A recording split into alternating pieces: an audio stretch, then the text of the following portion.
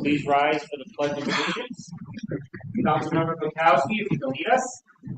I pledge allegiance to the flag of the United States of America and to the republic for which it stands, one nation, under God, indivisible, with liberty and justice for all. Thank you. Please remain standing for a moment of silence for our veterans.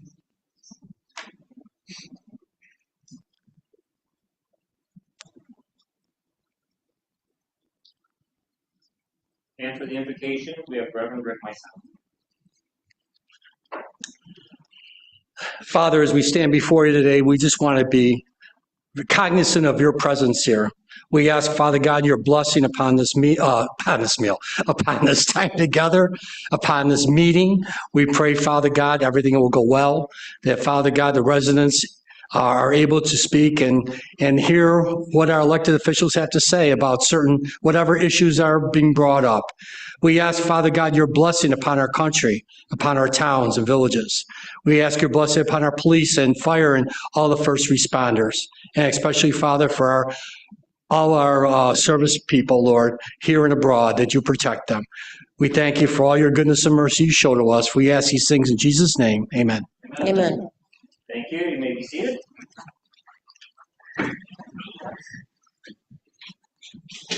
Councilmember Barbara Bukowski.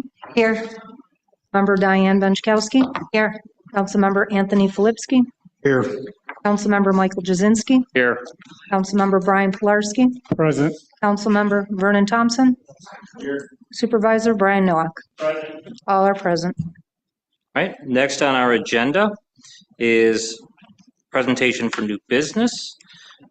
We have none this evening, so we're going to move to our next item, which is the public comment period. And this is an opportunity for residents to comment on matters involving the town of Cheektowaga. Each speaker may speak only once, and each speaker shall be limited to a maximum of 3 minutes speaking time.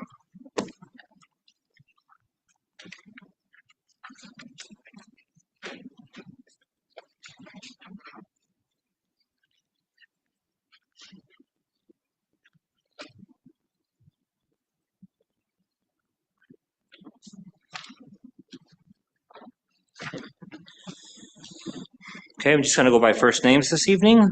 First up is Deborah.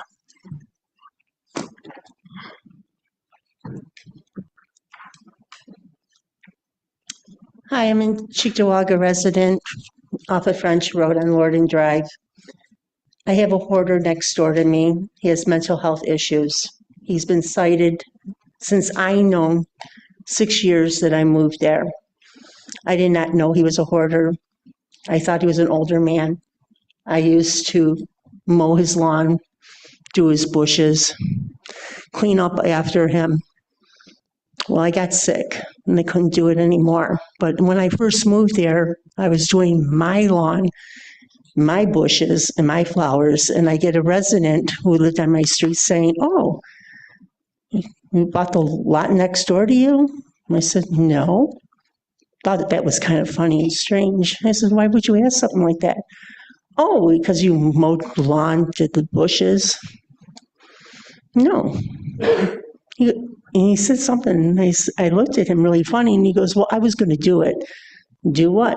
"Mow his lawn." I said, "Well, why didn't you? Why didn't you mow his lawn?" And you know what? For 6 years, out of the 6 years, I think 2 or 3 years I did it. Couldn't do it anymore. I go to Roswell. I go to doctor's offices now. The man has citations after citations after citations. His electric is off, his gas is off, his water is off. It's a shame. I paid Buffalo taxes, which was less than, and the neighbors help neighbors. My taxes are high here, what, $7,300, $7,400 a year. I had to go to work being sick so I could put groceries and put gas in my vehicle. And I'm on Social Security, and I have a little pension. I get no food stamps and no HEAP. And this is the town of Cheektowaga. I contacted organizations to help this man. Find out he's 50 years old now. He has health issues. He cannot do it. He's Hungarian, and he just doesn't do it. He doesn't know his priorities. Neighbors think, oh, he just doesn't want to do it, he's lazy. Mental health is a big problem in the United States. I had called the inspectors. I went down to the community development. He cannot do community development to get a loan. He's 6 years back taxes. 6 years back taxes. I called adult protection because his ex-wife takes his money, any little money that he gets. They say, oh, we have agencies that are helping him. We cannot help him. There's nobody helping him. I can't understand this. You people, I don't know what you guys are doing. The inspections, I'm not going to point fingers. I think that maybe we should get a committee together, and maybe we should help, neighbors should help. I know our taxes are high, but these zombie houses, I called Mickey Kearns, they never called me back. The inspector never called me back. There's 2 inspectors, Steve and Craig, never called me back. I think it's shameful. I had rats run over my feet. I had a rat run over my hand. I cannot afford to be getting sick with other issues besides what I have now. I think it's a disgrace of the town of Cheektowaga. I would like to help. I'm the turkey lady for 97 Rock. I give 100 turkeys away every Thanksgiving, 100 pounds of vegetables, fruits and vegetables for Thanksgiving. I couldn't do it for the last 2 years because I have been sick. I expect a little bit different from this town, a little bit giving. If you can't, I'm not trying to say push him out, but organizations to help him know his priorities. And it's not only him. I go on the community page of Cheektowaga. He's not the only one. There's other people in Cheektowaga that needs assistance. If I need assistance, I'm afraid because I see you people don't help. The community development really can't, their hands are tied because you need money for a small loan. He doesn't have it. He's 6 years back taxes. What's going to happen to this house? His house is condemned. You know what? The town of Cheektowaga did not condemn his house. You know who did it? The SPCA. SPCA, aren't you a little bit shameful? It had to take the SPCA to condemn a house. It had to take me and maybe other people to complain to get him to go to court yesterday. Don't know the results, don't want to know. But you know what? He gets his place fixed up just a little bit. And then you guys lay off on him. And then it starts all over again. And I know he's not the only one. I know he's not.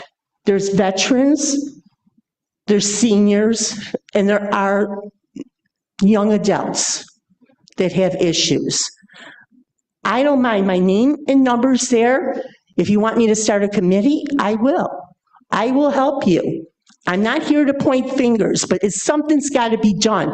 Because if you go to the community page, I'm not the only ones that is trying to help. There's other people that are out there, and it's a disgrace to even fool people, to buy a home. Oh, it's mow his lawn so because the house is for sale across the street. We got to look good. I would have never bought that home on Lorden Drive if I would have known I would have lived next door to a hoarder.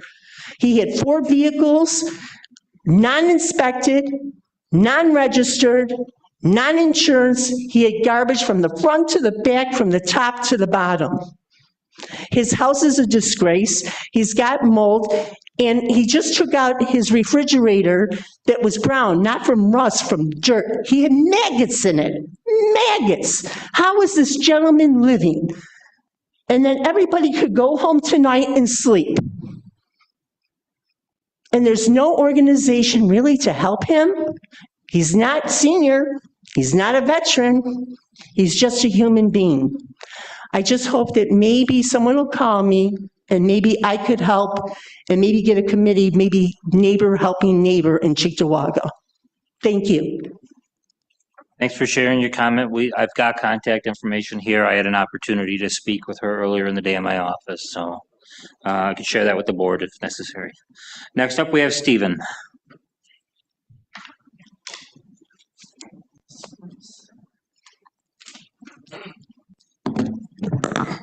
Hello, I'm speaking on the resolution related to the Pleasant Parkway work. I'll try to just keep this short and sweet.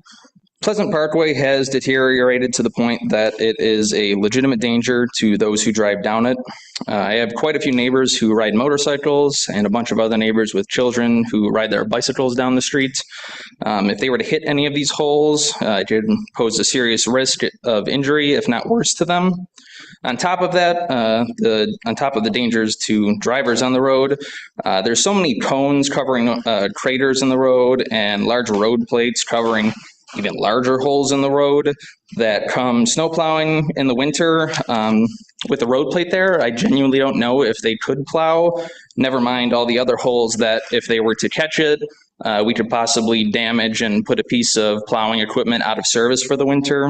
And I know the town is not in a place right now where it can deal with another piece of machinery being out of service. So just please consider those things when you're voting on resolutions tonight. Thank you. Our next speaker on general comment sign up is John.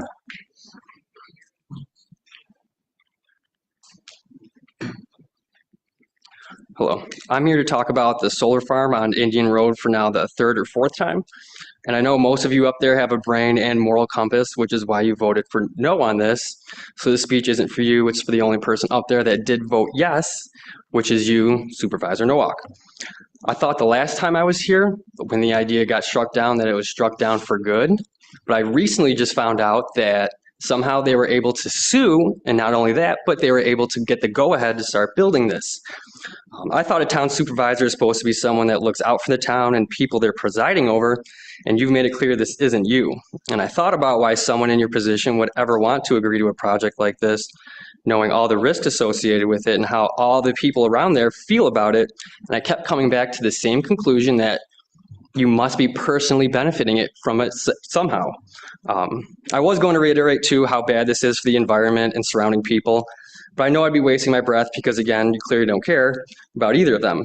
Myself, along with countless others, would love to know why you voted yes on this, who will actually benefit from this, and what sort of protections, if any, are in place for not if, but when something goes wrong with it. But I know full transparency in government is like oil and water, so I won't be holding my breath. You've gambled with our health and trust. I hope it was worth it. Appreciate your comments, and considering they were directed to me, I'll speak to it as best I can. I didn't vote no on this initially, and I didn't go on record against this because I knew what the conclusion was going to be in terms of rights of the property owners. We've dealt with issues over the past 7.5 years on the board, and that was a big part of what informed me on my decision. And when it comes to personal benefit from that solar farm, I don't take money from corporate donors. So it's not like the company is giving me money at campaign time. I don't know where that impression comes from. I'd be happy to talk with you more directly on that. I can give you my email and my card. I think I've exchanged it before. If you want to reach out directly, we could talk more about some of the details there. Okay? So I hope that helps to give you some sense of where I'm coming from. No, it does. I'll All right. Thank you. appreciate it. Our last speaker is Dan Collender.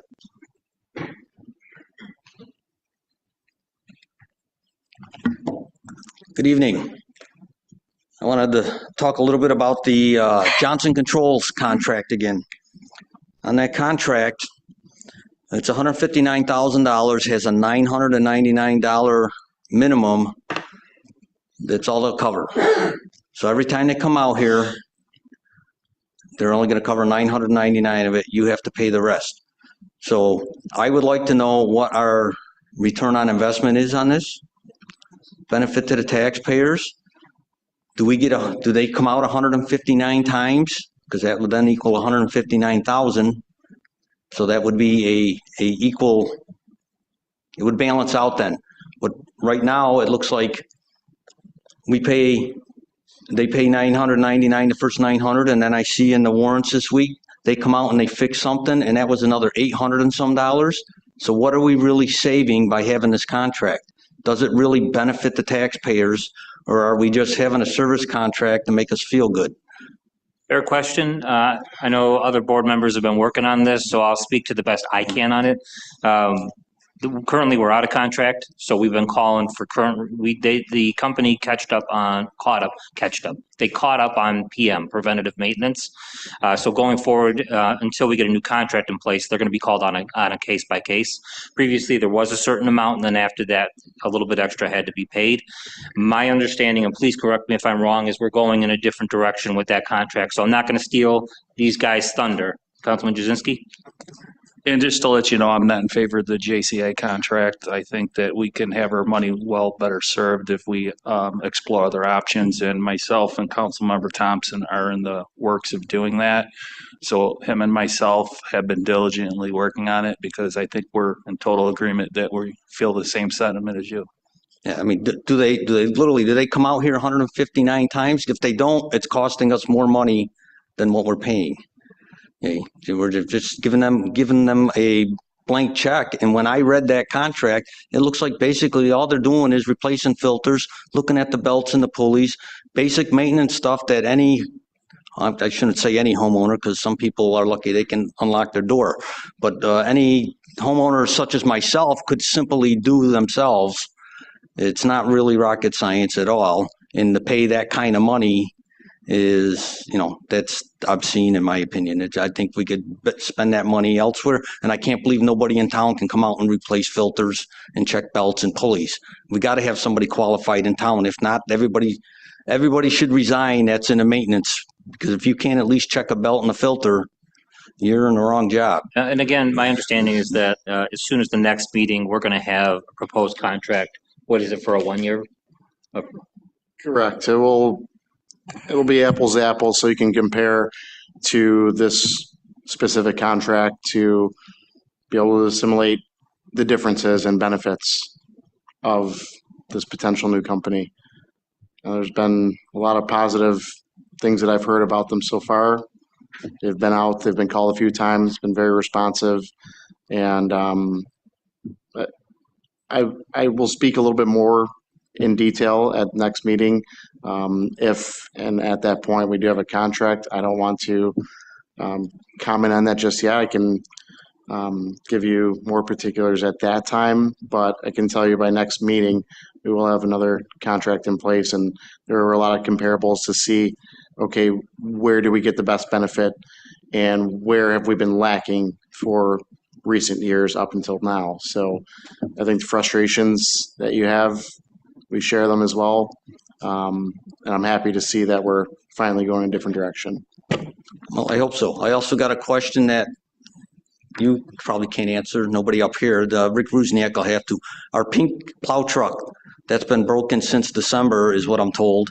Is that going to be fixed in time for the winter, or we're going to be down one plow truck because we got a broken plow part on it? At the highway superintendent with us. Rick, do you want to approach and speak to the question as best you can?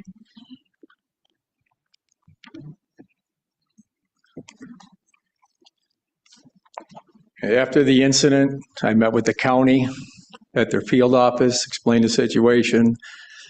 The contractor was notified in writing. I have copies of it. We went out for quotes on the repairs. We're just waiting on the decision on the county, if they're going to pay us or the contractor's going to pay us. We've got all the numbers. Everybody's ready. We're just waiting to pull the trigger. If we can get it done get the okay in the next month, we'll have it ready for plow season. Thank you. That was the truck that was damaged on Borden Road? Borden and Lawson, yep. Due to construction on Borden? Yes. Thank you. All right. Thanks, Dan. And with that, we're going to move on to our next order of business. Sure. Would you like to sign in? Sure, I can do that. All right.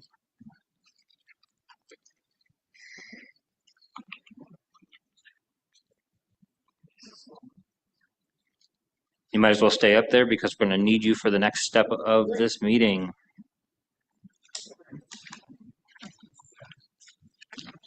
All right, Craig McConaughey from the Town of Cheektowaga Office of Fire Safety. So the property in question on Lordan was actually cleared yesterday by our housing inspectors.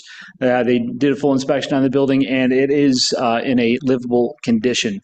The refrigerator that you did see removed was removed because it was no longer functional and unsanitary. So his refrigerator has been replaced. His power, water, and gas are all on. The family is now involved and they are attempting to help keep the dwelling clean and maintain the property.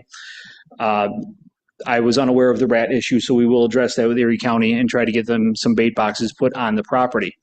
As for the mental health situation, that is not something that we have any involvement in.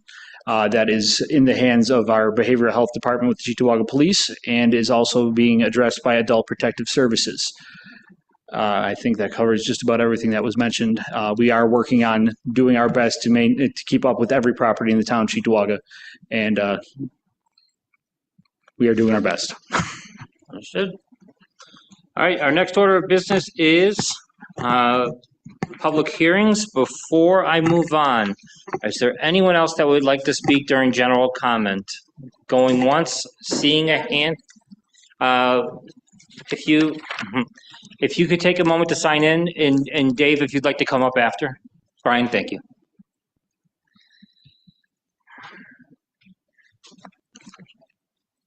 Yeah, I saw another hand on the side.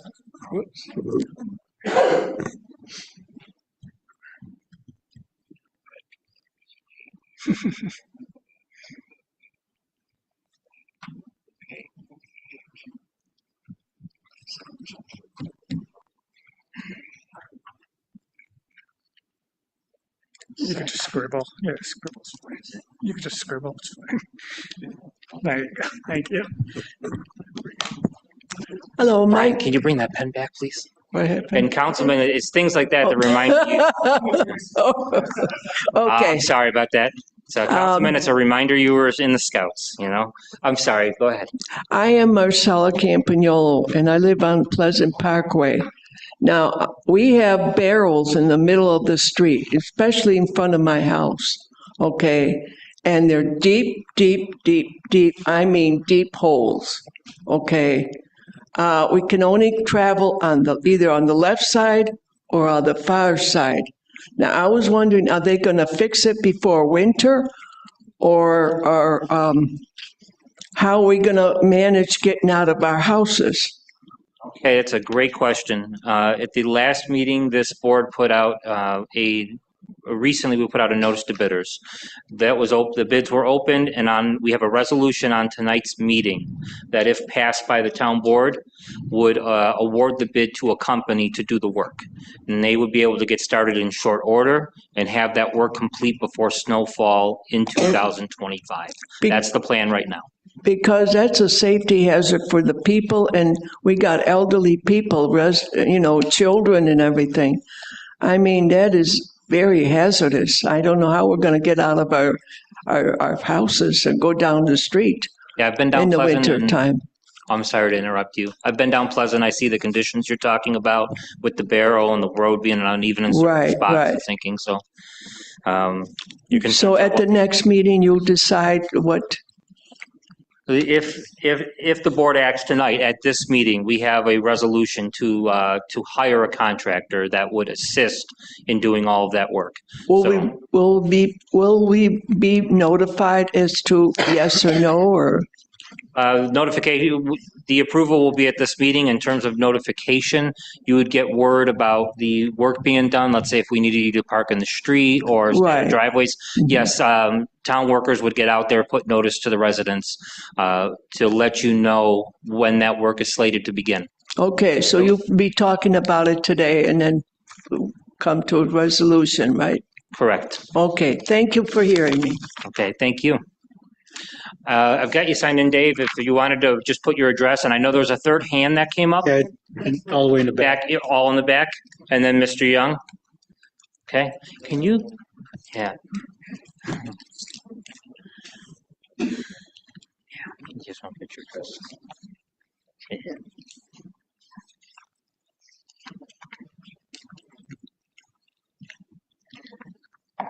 you just want to take that sheet and leave it up there. I have the next couple sign in. Thank you.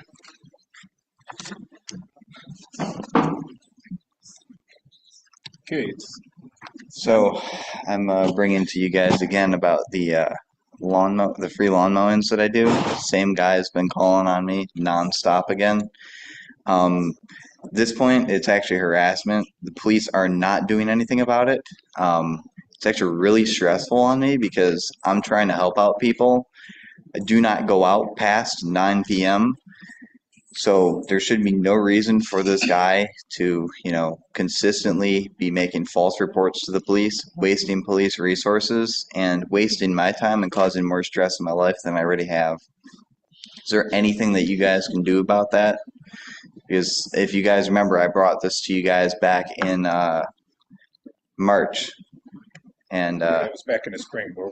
yeah, He's been calling on David probably over, I'd say about 3 dozen times.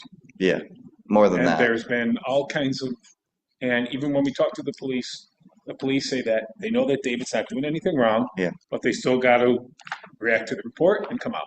I'm just basically coming to you guys about this because, wasting police resources means it's wasting tax dollars and taxpayers' money. There could be someone else getting shot in Cheektowaga, and this dingbat's just basically causing more problems in Cheektowaga by calling on me, who's very harmless and not causing any problems to really anyone. If anything, I'm helping out for a cause. And obviously, if you've heard, I had my equipment stolen, and on top of that, it just doesn't help the whole situation that he's causing this. Yep. So, I mean, I really would like a solution done. I know that physically you guys can't do anything about it. I know that Cheektowaga police can do something about it, and they don't do anything about it when they come and stop him. When he comes and calls on me, they just basically, stop by and tell me, I'm okay to do it, but just them having to show up at my house, my neighbors probably think I'm insane. Yeah, the police officer will speak with David, then he'll speak with the person who keeps on calling. He keeps on lying about all these different things that David does. Yeah. And that's all he does is just take the tractor, lawnmowers, goes to people's houses and cut it.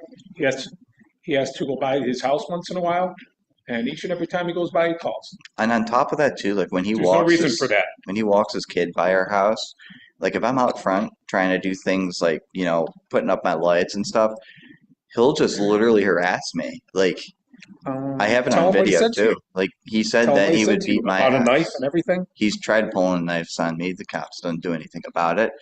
You see, at this point, I have invested in a GoPro. It's going on my hat every single time I go out and mow a lawn, no matter who's in front of me. If they want to be recorded, I have my rights.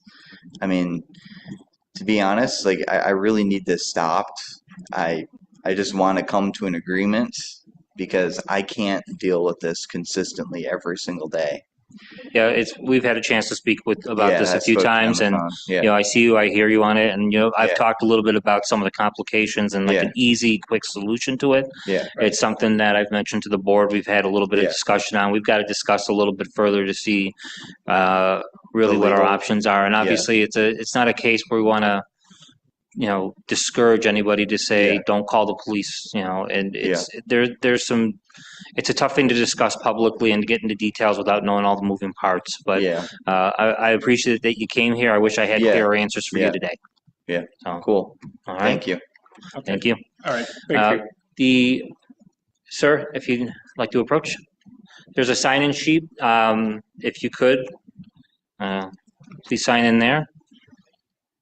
Not required to, but it helps.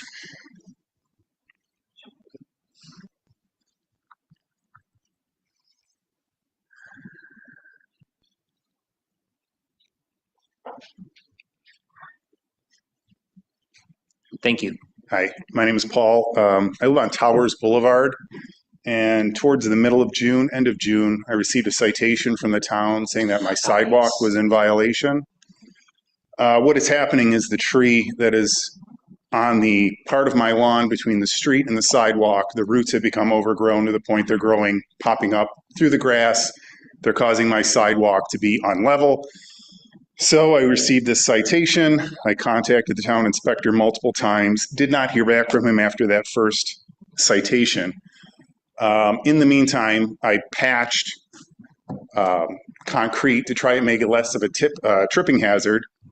But I also did some research, and I found that back in 2017, the town of Cheektowaga issued about 187 residents a notice saying that they needed to fix their sidewalks due to them being unlevel.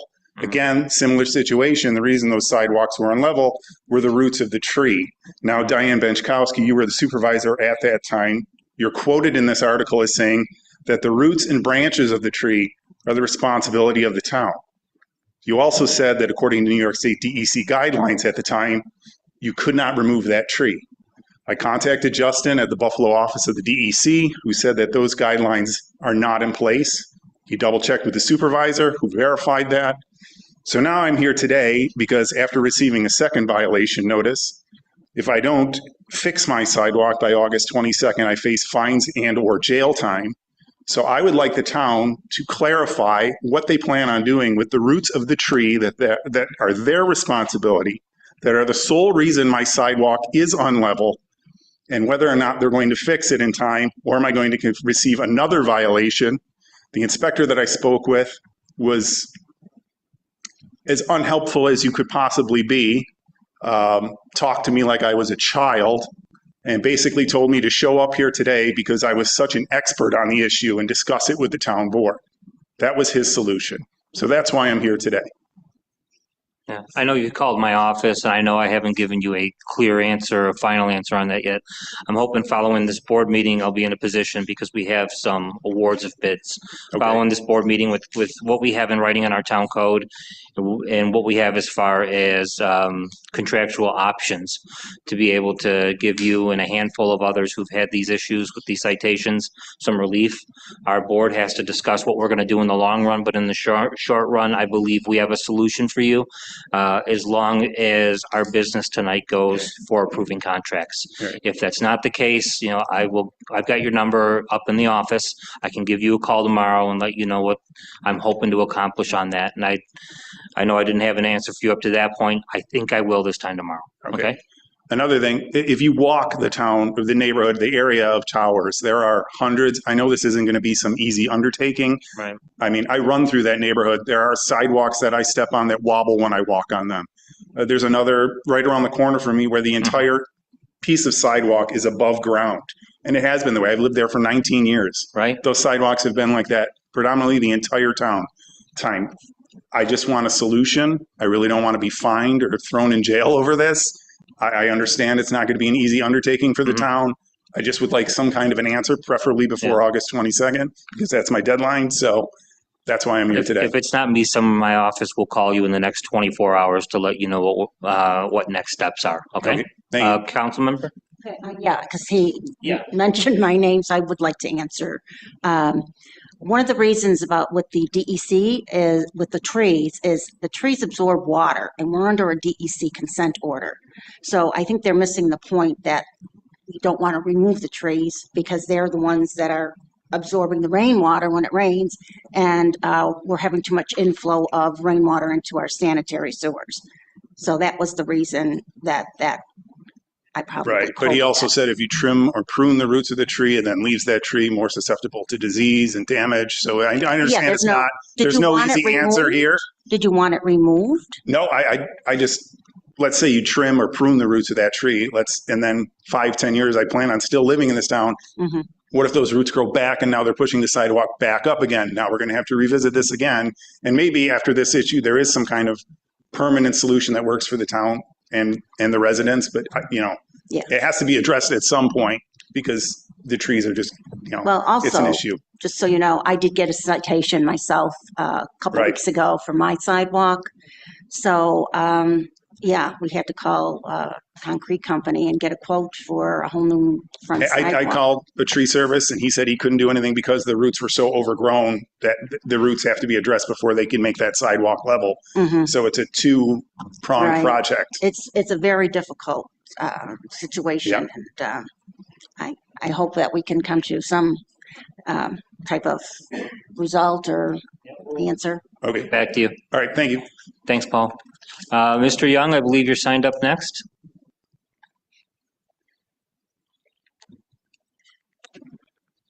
Hello, board members. Last month I was here regarding a tree in front of my house. The tree has been taken care of, and I really appreciate that. In fact, they're taking care of 2 trees on the street, and they did a real good job cleaning it up real good. So I just wanted to come back and let everybody know that it works. I guess All right. when you come in and you make things known. So thank you very much. My other issue is well, not my other issue. My issue is across the street from me there is an Airbnb, and I wonder if you're ever going to decide on what you're going to do with them. Are you going to continue to let them thrive and do what they do, or are you going to get a handle on them, or what's going to happen with Airbnbs? On this meeting agenda, Ken, we have a resolution to call for public hearing again on the updated local law. So we're going to have that this evening. We'll have the public hearing in 2 weeks. And either at that time or at a subsequent meeting, we can approve a local law on that. So it's going to take just a little bit more time to get something on the books. But we'll have a local law to deal with that some new ways, end of August, early September. Before that, if you've got any issues, I'll tell you what I mentioned to someone that came into my office just today about an issue at over 50 folks at a house party that I informed the board about on Southgate. Just call 911, call the police, call the non-emergency number, let them know about the issues, and get the stuff documented, get folks out there. I know it's not a perfect answer, but that's what we have in the short run. Okay, so how do I distinguish when it's overcrowding? Do I distinguish that, or do I just, what's overcrowding? 10, 20, 30? I'd say if you've got noise issues or if you've got parties, you've got folks causing a ruckus and issues, just to put those calls in. Okay. Whether even if it's 2 or 3 people that are out in the yard, like doing a bonfire, for instance, Okay. if it's something that, when in doubt, call someone over. So are they going to ticket now with them being parking on the opposite side of the street? Will they be ticketing? If the folks at that Airbnb aren't following our local parking rules, you got alternate parking on your street, right? There's parking on one side. Only one side. I Yeah. thought you had alternating. No. So if they're on the wrong side of the street, that's an issue that CPD will look into and take care of. Can I just answer? Sure. Hi, man. You're talking about the oversized vehicles that come and park. Well, I was getting to that, and I'm Okay. talking about when they have the parties and there's cars on both sides of Oh, the then, street. yeah. So the chief, he's here today. He's aware of the fact, that there's some issues with parking on your street, and they can't park on the other side of the street. So all you have to do is call, Mhm. and his officers are aware of the situation. Okay. And the oversized vehicle that sometimes a construction company rents that Airbnb, and they're parking the big construction vehicle in front of the house, which is oversized according to our code. So what's supposed to happen when they come over, when the police come? What's supposed to happen? Well, they're going to probably knock on the door and tell them they either move it or they'll be ticketed. So the chief's got it under control. Don't worry, Kenny. Well, okay. He does. That's fine. But the last time they were called, they came over and they knocked on the door. They talked to them. They stayed there 3 more days with those same They vehicles. won't anymore. No. So you because gave it's them a pass against- that time. Probably, but right now I talked to the chief to go over our town code and explain it to the officers. And they understand that it needs to be enforced because it's a safety hazard. Believe me, I've had one on my street too. It's too big and you can't see around it also. Right. You can't see around it coming up Right. the driveway. Yes, so if somebody calls about an oversized commercial vehicle, it should be ticketed or removed immediately, whether it's towed. If the owner of the vehicle isn't around, they'll have it towed. Yeah, so Okay. Well, don't hesitate to call. Just call dispatch.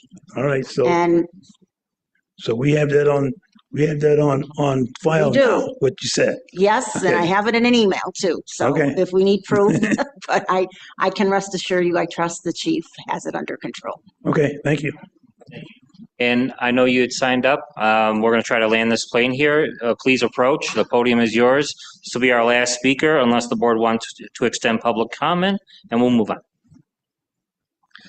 This is a quick comment concerning Dave Shovelman. I observed this man drive his truck up to his tractor just so that he could give him his finger in the parking lot where the red top is. I think that in my case, what I am trying to point out to you is that if he escalates and he decides that it's not enough to bother Dave, that he wants to bother his customers and the people that he's helping, then this could be a bigger problem. And I'd rather it didn't escalate before it was taken care of. All right, with that, we are going to move on to our next order of business, which is public hearings. So we have one public hearing this evening. Madam Clerk? Call for public hearing was made at the July 22nd Town Board meeting to discuss and consider the dangerous and unsafe conditions to the general public and its unfit condition for the purposes of which it may lawfully be used. That is 60 Pine Ridge Road. The town clerk's office received no comments. All right. With that, I'd like to make a motion to open the public hearing. Do I have a second? All right, all in favor of opening the public hearing, say aye. Aye. All right, this hearing is open. The floor is yours. All right. I'm Craig McConaughey. I'm here to represent the town Cheektowaga Office of Fire Safety in the matter of the demolition of 60 Pine Ridge Road. So a little bit of timeline of events here. On October 18, 2023 at 05:19 hours, Rescue Pine Hill and Sloan firefighters alerted to a possible fire in the upper apartment at this address. At 5:21, CPD officers arrived and observed fire coming from a window on the north side. At 5:24, the engine 1 from Sloan arrived with and observed fire coming from the northeast and south sides of the second floor. They performed a textbook transitional attack with their master stream device while crews established a water supply and stretched an attack line to advance up the rear stairs. At 5:25, the Northside Tone was transmitted to bring firefighters from Cleveland Hill, Ucrest, Highview, and Forks to the scene and a standby crew from Doyle to Rescue's fire station. At 0700, the fire investigators took control of the scene and then determined that the fire was suspicious in origin. At 9 a.m., the scene was then released by myself to the occupants who stated they would board up the property, and they were also advised to not occupy the dwelling, and this is kind of where it went off the rails.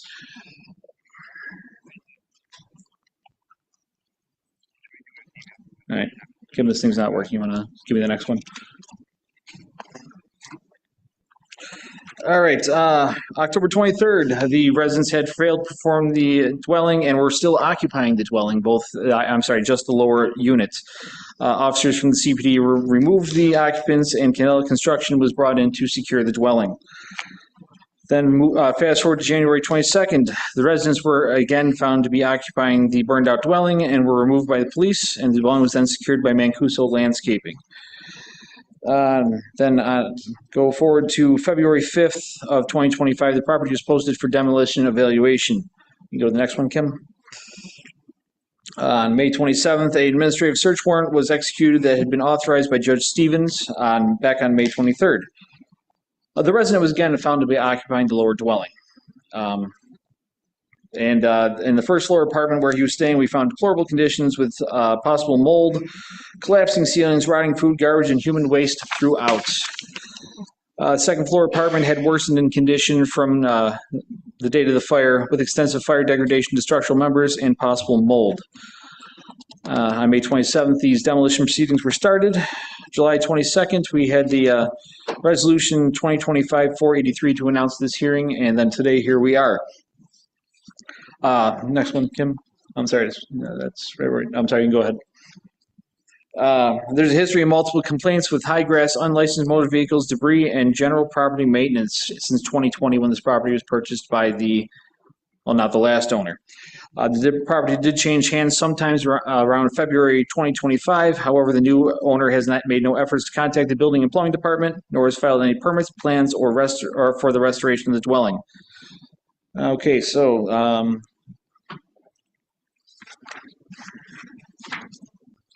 it sits on the west side of Pine Ridge Road between Doan and Walden, with about 35 feet of frontage, making this a almost unbuildable lot. With a variance, it is possible.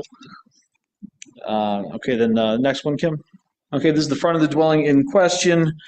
Next, there are multiple electrical issues, and yes, that is a set of jumper cables connecting the two panel boxes together. And then next one will be the electric meter tampering that I contacted the board about a month and a half ago, where the new owner, according to the tenant, placed a screw in there to be able to give him power. That has been rectified by National Grid finally. They have cut service at the pole. And then this is just some of the damages to the second floor of that dwelling. And with that, I will take any questions that you may have. I have no questions. Any questions from the board members? All right, Councilman Flipsky. Does the new owner, are they aware that this is going on? Yes, so we have 3 addresses for them in our system, and they were served by hand at all 3 locations. Okay, very good, thank you. Any other questions? All right, hearing none. Could you bring me the sheet? Let's see if we have anyone else signed up for comment regarding this public hearing. Thank you. All right, seeing none. Anyone in the public?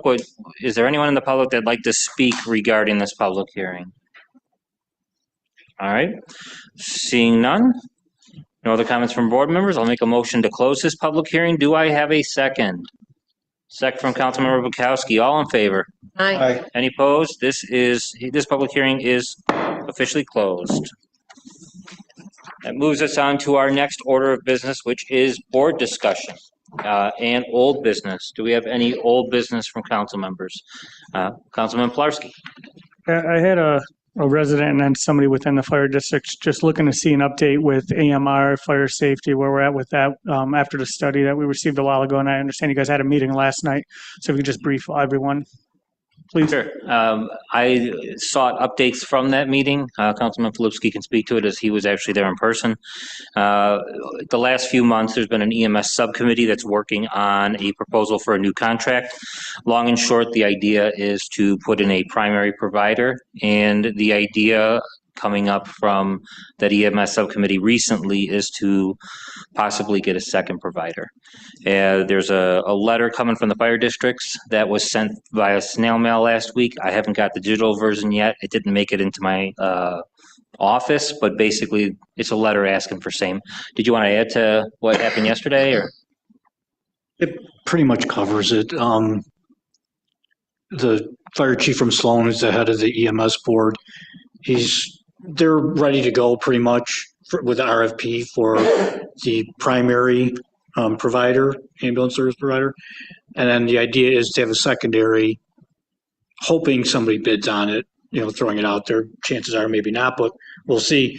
And that feeling is because of just the various problems that the whole EMS service in general is having with people and employees and everything. So they're delayed ambulance times. So to try to avoid that, they have a secondary ambulance service, say, hey, they're struggling, whatever, there's a big car accident, whatever, you cover the town. So we're always have some coverage. And I know they're going to reach out to Mr. Fowler and firm things up and get the RFP presented.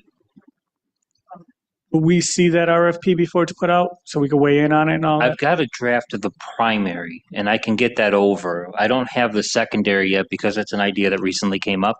That's something that if they get a potential draft, we get that over to law to take a look at, and at that point, yeah, we'll get it over to the full board to review. The primary RFP, a lot of what's in there is what we're familiar with an ambulance contract, and it's got highlights and red lines so you can see the proposed changes and updates that are being sought through the EMS board. So I'm afraid, me personally, I mean, I'm afraid of the regular RFP going out and it's going to be the same company because they're the biggest. You know, I get it and I understand. And there's a couple smaller companies that just can't handle the town as a whole. Has the committee and the EMS board explored the options of breaking the town down, not quite in the quadrants, but just sectors, I guess, like towing, and, you know, put a bid out for the George Urban area and Depew area where LVAC's close to, or put a bid out for Southline area because Southline has 2 rigs and maybe they win that one, and then AMR covers other areas, and then, you know, come a certain time at night, I know they do this in Grand Island, is Grand Island operates their piece, but then come a certain time, it is Twin City, I believe, takes it over in the evenings, so, you know, the fire districts aren't responding to pickup calls and stuff like that, because that also weighs in. I know there's a lot of pieces to this puzzle here, you know, and a lot of moving parts, and there's just not one answer to it all, because some things are out of our control, being the state with the, you know, you can't just dump and go and whatnot. So is there ways, you know, have we explored that in ways to help make things easier and I think smoother? that's the issue. You're dealing with 9 different fire districts, much like, you know, every area of town. They have 9 different needs. You know what I mean? You know, where you live, where I live, where, you know, they all live, it's all different. You know, different things that go on, and obviously traffic patterns. It's probably not, you know, a bad idea, but I think you may know, I'm pretty sure the AMR already did that.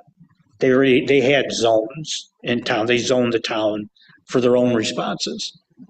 Discuss that once. Yeah, so like they had at one point an airport zone, almost like the patrol districts. They had like they used to call it apple tree zone. So it's like a 2 or 3 mile radius around the apple tree business park was that ambulance's zone.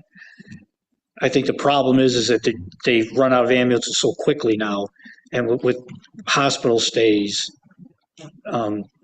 it's an evolving, just the whole healthcare system basically needs a tune-up. You're absolutely right. And that's what brings my concern of maybe is a zone the right thing to do, and have other bidders kind of join together and have maybe 2 or 3 different other bidders. Bid on different zones. Correct, because AMR, I mean, it's clear as they just don't have the capacity. It's no fault of their own. You know, Right. Part of it is, part of it's not. You know, they get held up at the hospitals. They can't just leave and come back. So when they have 2 rigs assigned to Cheektowaga, and those 2 rigs are tied up at Mercy Hospital and Buffalo Gen, they got to pull another rig from the city or close by, and that may not be available because they may be on a call there going to ECIC. I know, and you hear, I mean, we're not alone. Oh, absolutely. It's straight Lancaster, across. West Seneca, It's everywhere. you know, everybody's hurting. That's why I'm wondering if we break it down into zones or sectors, maybe LVAC could bid on an area that's closer to where they're already operating out of, or maybe there's a, you know, a volunteer ambulance company, you know, that's close that may want to bid on it, or Southline may want to bid on it and take their sector and their zone rather than just one. And that's what brings me concerned about just a regular RFP. Certainly something we could bring up and discuss, even if we try that with the secondary bid. Correct, yeah. Absolutely. And, you know, this was discussed briefly, and one of the things that came up was, okay, suppose you split the town in half even. What if the north part of the town gets less calls than the south, or vice versa? You think about payer mix. There's all sorts of things that go in there to say, okay, we bid the north part, but not as many, you know, there aren't as many people that are guaranteed payers, let's say, that pay through Medicare or through good union pensions or the good, you know, retiree healthcare, things like that. And those are some of the things that are brought up as practical barriers that could be an issue with it. It doesn't mean you can't do it. It just means, you know, when you're bidding out the town as a whole, you get well over 10,000 calls a year that are coming in that AMR is responding to in some manner or form, whether they're the ambulance onlys, whether they're the calls along with the fire districts, or whatever it may be. And that bidding power with that volume of calls is what, you know, gets them to stay here and find it valuable. And it's also what can help us get competition if other ambulance providers see the RFP go out and say, hey, we want to give it a shot. Recently, with the county ambulance coming on and changes in the town of Tonawanda, that may offer opportunities for the arrangement, let's say, over the past decade or more of which companies had which towns. It might shake that up a bit. We'll bring that up. My opinion on both Tonawanda and the county piece, I mean, neither really took got off the ground yet still, so that's not solving the issues, in those areas either as well. And that's why I think even, some chatter will be, oh, why doesn't the town just start their own? It's damn near impossible. It's going to cost way too much. We got to, buy the fleet of ambulances, get trained EMS, and EMTs and all that stuff. So that's a heavy lift. Like to your point, I think while well-intentioned, the county and Tonawanda, and every municipality has to do what's best, what they think is best for them.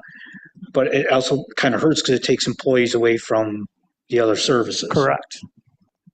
Now that makes them like, that also AMR invests all their, like the police. You send somebody to the police academy for 6 months, you invest all your money, and then they go to Rochester or Orchard Park or, it's a vicious circle.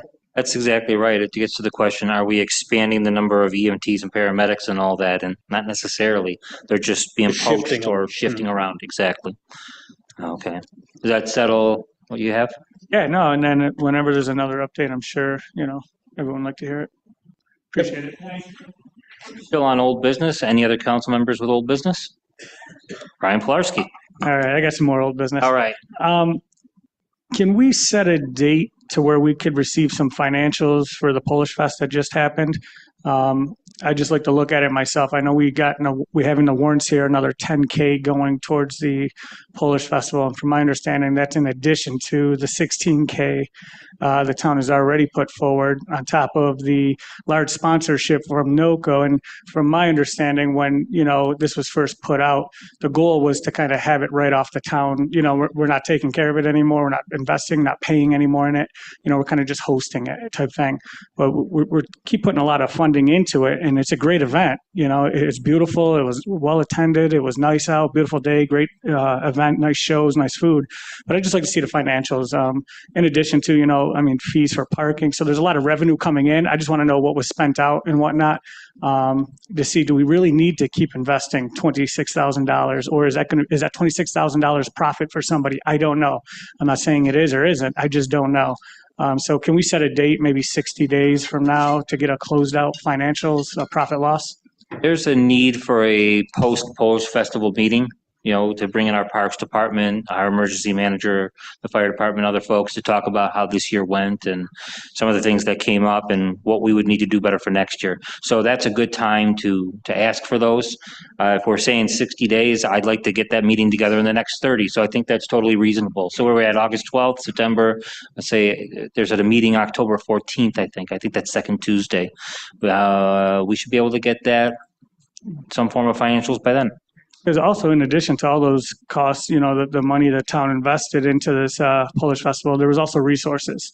We have our police department, those working overtime in our parks. So we're kind of, it's in kind to the Polish festival, but it's costing us as a town even more as well with that 26,000. So I'd just like to see that and then going from there after the financials, maybe we explore options of putting out an RFP. Maybe it's bid on for somebody to run it. Maybe everything's all good. I don't know, but I want to start with the financials though. Yeah, I think that's a good place to start. And, as far as the ancillary cost or the indirect cost, we have things like the German festival and some of the other events that happen in the park. And, it's good things to bring the public out. And I have no problem devoting some resources to those things to make the park enjoyable, but it's got to be within reason. If we have large events there every single day, at some point you have to ask, are the various organizations going to help support the demand on the electrician, for instance, or the demand on police overtime or whatever may come up? So the point's well taken.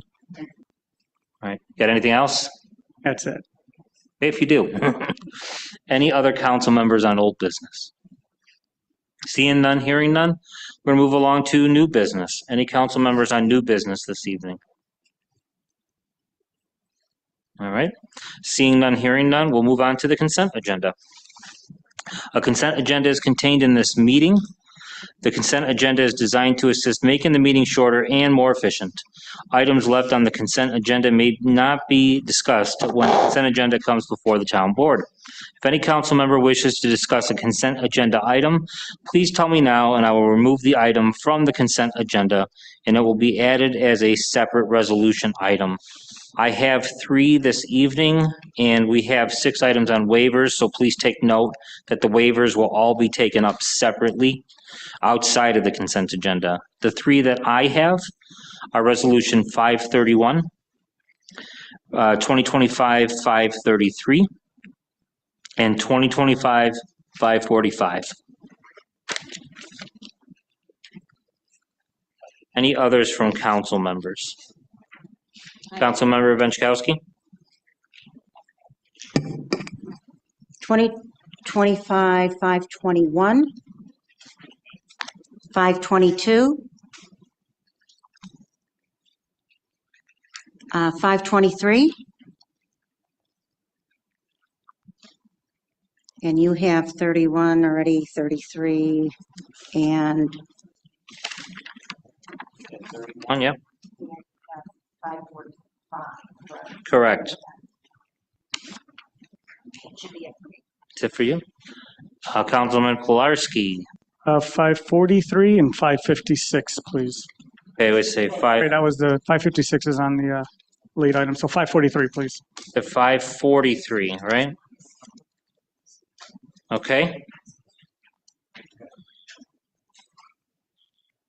And then, all right. Are there any others? Okay. Madam Clerk, I believe we're ready.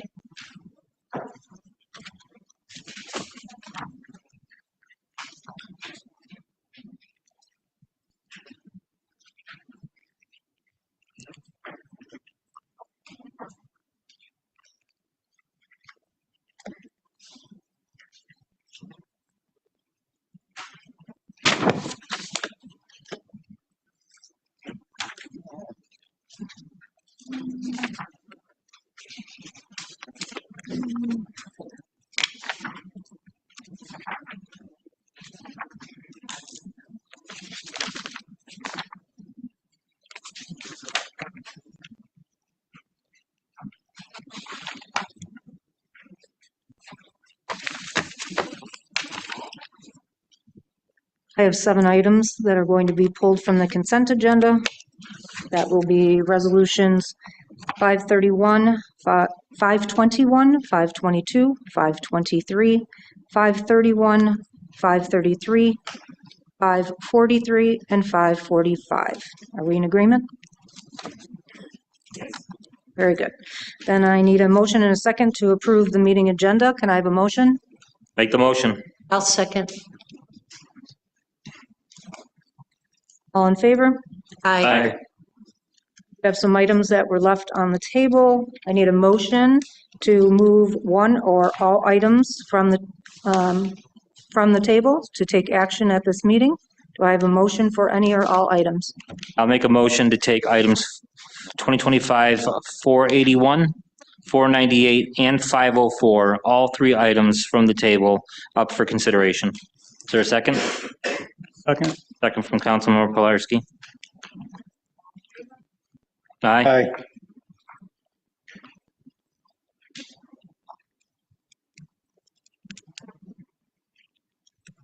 We're starting with Resolution 2025-481, sponsored by Councilmember Jazinski, seconded by Councilmember Thompson. There exists a planned service agreement for the town's building systems between the town of Cheektowaga and Johnson Controls. It is set to expire on June 30th, 2025. This town board approves the attached planned service proposal with Johnson Controls for a 1-year period ending June 30th, 2026 at a cost of $159,000. Right. On the question, it's my understanding that this item, we have a plan to, aside from this, so it'd be the desire of this board to either have this pulled or voted down, correct? All right, so with you being the mover, would you like it pulled? All right, as the second? Okay.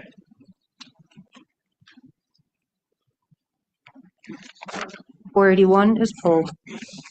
Resolution 2025-498, sponsored by Supervisor Nowak, seconded by Councilmember Pilarski. The Highway Superintendent has prepared a list of streets for paving and the installation of new drainage, full-depth reconstruction and permanent improvements for the fiscal year 2025. Town Board of Cheektowaga hereby approves said 2025 paving, drainage, and reconstruction list and to spend town highway funds as required by law in an amount not to exceed $5,048,610.70. This is something that was taken up at the last meeting. We had items attached at that time. Since then, there's been updates on the attached items. It's just a matter of having the town board agree to, with the highway superintendent, for a list of the work we're going to take care of in 2025. We have the documentation to do so. It's something that I hope we can get done tonight. And once we get past Labor Day, we have to have a discussion about 2026 capital projects. And once we get through that and we get towards, we get on the other side of Thanksgiving and Christmas, we've got to get this resolution introduced for our reorganization meeting in 2026 and hit the ground running in 2026. Anything else from council members? Councilmember Benchkowski. Yes, actually, I think the original resolution that we pulled off the table, we might have to change the dollar amount. That would be correct, yes. Is that? It does say not to exceed. Oh, So well, we don't want if you have a dollar max for the other work there, we can reduce that total. Well, I assume that it's part of the agreement on number 1 where it says general repairs. Mhm. The sum of $2,138,840.40 shall be set aside. That's what I'm seeing on the 284, the actual physical agreement. So Amend the resolution. I'd like to amend that. 5 million down to $2,138,840.40. right, there's an amendment for the dollar amount. Is there a second? Second from Councilman Polarsky. All in favor? Aye. Any opposed? The amendment carries. Also had a question on the 284 lists. I don't, this came in pretty late. I don't even know if the public had seen the lists. Were they attached to the actual agenda? Did we get a revised agenda out? I don't know, but there's a lot of suit coat work to be done in the future now. And I just didn't know how everybody felt about that. This patching, I mean, I guess, is it a good thing or is it a bad thing? Are people in favor of using this funding for that or not? Looked at the new attachments. Did everybody have a chance to look at it? You got it in an email. I had a chance to take a look. I'll say for myself that it's something I'm willing to give an opportunity. We can revisit after the season to see how that goes, to get a review of it and work from there. I'm open to it if everybody else is. I'm hearing good and bad things about it, but I guess we won't know until after the winter. So After reviewing some of the work, I just think it looks horrible. I mean, it's a pretty shoddy looking work, that suit coat. So there was one list here for the crack sealing for several roads. It's only $41,000 that he wants to spend on it for that. But there was another list that is equal to $157,000 for the suit coat. I'm sorry to interrupt, but for me, if we're talking crack sealing, I think hands down, that's a good idea. One of the downsides is if you get into too much of that stuff on the road, that motorcycles and that can have a hard time depending on, how you don't have enough grip on the road. But as long as we don't get out of control on that, I can definitely see a benefit to doing that and extending the life of our roads. And the other question was, we do have a TCEA grievance about who's doing the work to do that. Will our highway workers be doing the work, or is this being subcontracted out? Was the union notified according to their union contract? This is something that Rick can speak to in more detail, but we're going to have to notify the union if we're going to do any of this work with the micro paving, if we're going off of this grievance. With the crack sealing, that's not something our town employees have done historically. I think it's good to be cooperative with everybody here in town and have a discussion about that too. But I think that's a different animal besides the micro paving. You're right about the grievance and needing to inform in advance. That is something at issue there. Rick, did you want to speak to that any further?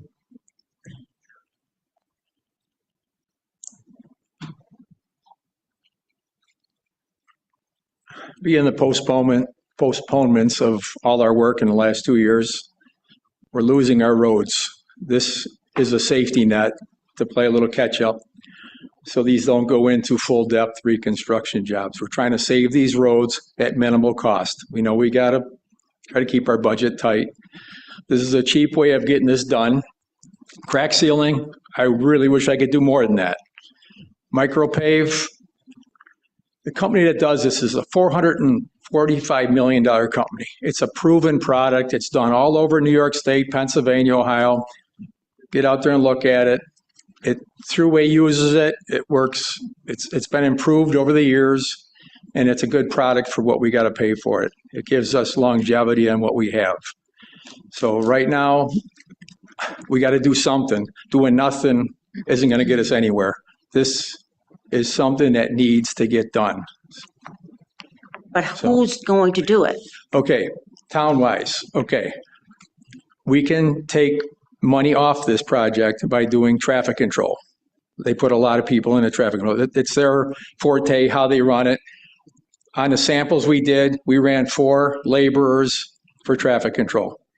After the product's down, you got to keep everybody off it for at least 4 hours, and that's what we stuck around to make sure, people didn't drive on it. Number 2, after looking at the operation, how we can feed our people into it was bringing the operation to our backyard where our loader can load the material into their screener. It's a proprietary equipment. This is nothing we can buy, rent to do this ourselves. This is what these people do for a living. So when it comes to getting the material, the screenings, we can drive the county line, pick up the stone. That comes off the bill. The trucking, the material, and we probably buy it cheaper because we deal with these quarries all the time.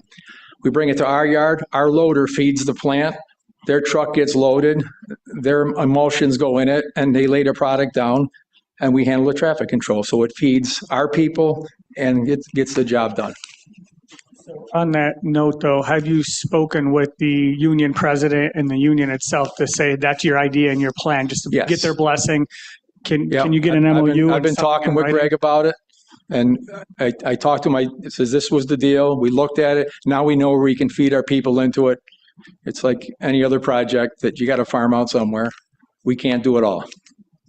To get the short run, we're talking about saving some roads this year. I'm willing to give it a shot this year.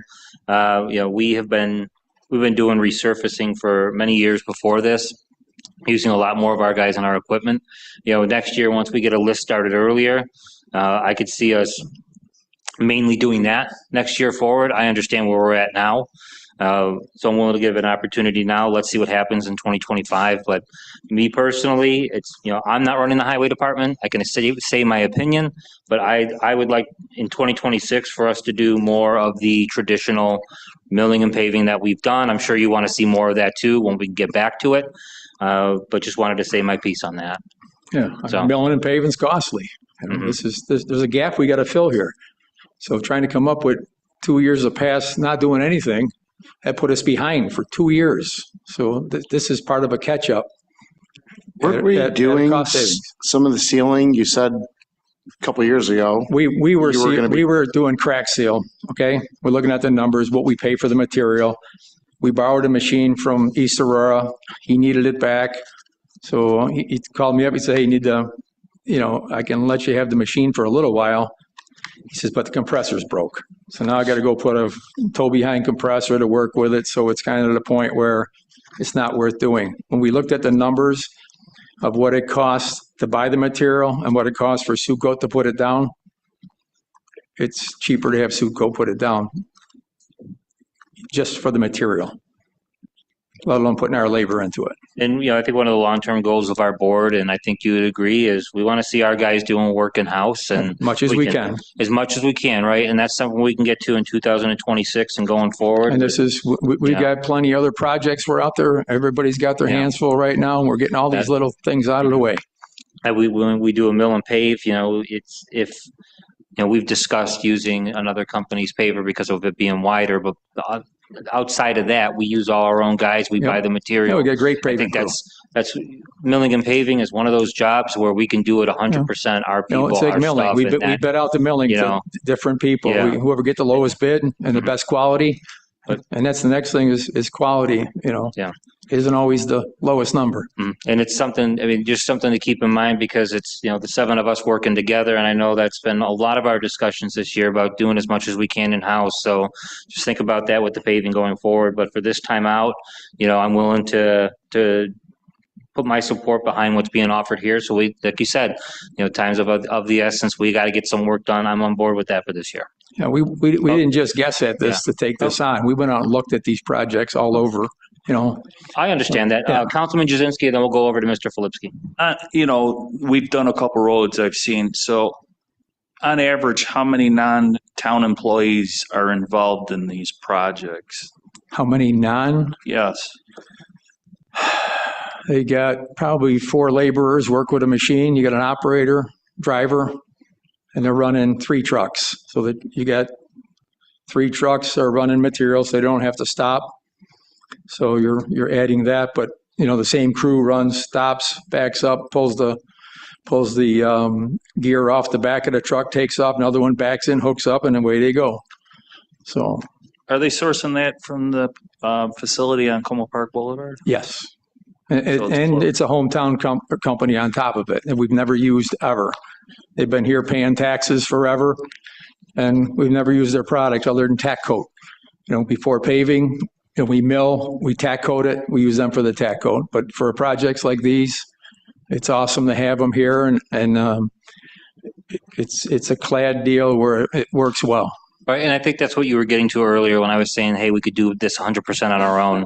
The tack coat, we obviously can't do that piece. Right. We don't own the truck, so we do have to have some assistance. I mean, our paving, that's all us. I know Councilman Filipski wanted to speak. I think anything you do, trying to save money, everybody appreciates it. I think the big question is we just want to get a grievance. We'll work with the unions. It works. We got a good relationship. We'll make this work. Well, we do have an outstanding grievance, and grievances lead to arbitration. Arbitration leads to money. So that's why I want to make sure. That's why I asked the question. So moving forward on any projects, are you going to have an MOU for the union? For this? Yeah. Greg and I'll sit down and come up with because until that's agreed upon, I think we shouldn't be doing it because we don't want to have to pay for arbitration and all the legal fees that come along with it. Yeah. So, I think this is a great idea, but I just worry we don't have anything concrete. With the grievance in question, we're talking about the ask in there was to have a discussion about asking for the ability to use the contractor in advance. I think we can make an approval of the 284 tonight, and if we have to make a part of this contingent on that permission, that's something we can add in a resolution. 284 agreement can be amended anytime myself. We can. Well, not by yourself, between by the board. Yeah. Well, with my side verse, and then take it to the you. board. Right. We just have to, add an amendment. But my interpretation of this would be that if we give you the permission to go ahead and do this, it's, proper procedure based on the grievance and dealing with that is got to sit down with the union president, tell him what you're thinking, get in writing the go ahead from him, and then we can proceed. And if we don't have that, we got to get back to the drawing board and talk, We've had some good conversations already. Okay. That's good to hear. Thank you, Rick. I do have one question, though, to ask the town attorney, which I have a lot of information in my head, and I can't remember what the procedure is now. Once the 284 agreement is signed and in place, does he need to follow the procurement policy, like bid this out, or who signs this agreement now with Suit Coat? It sort of depends on how much we're spending on any one section of the project, but in this instance, we're making an assumption based on what's been submitted to the board that the calculations and the expenditures being proposed by the highway superintendent, it's an agreement that the 284 is just an agreement that you are making with the highway department. So the board is making it with the highway department. You guys are agreeing that this is the work he's going to perform and you're giving him your authorization to do it. It doesn't change the procurement policy, as far as I know, on what he's allowed to spend and what he's allowed to spend it on. So they still have to make sure that they're spending the money wisely. But does he have to put a resolution in? Because the way the procurement policy is stated that if he's spending more than, I think it's $20,000 or whatever, there needs to be a board resolution. I believe that's accurate, yes. So even though we're approving the 284, for him to spend the money, he still needs the board resolution for suit coat? Somebody has to understanding. sign that? Yes, The supervisor usually signs all contracts? yes. Okay.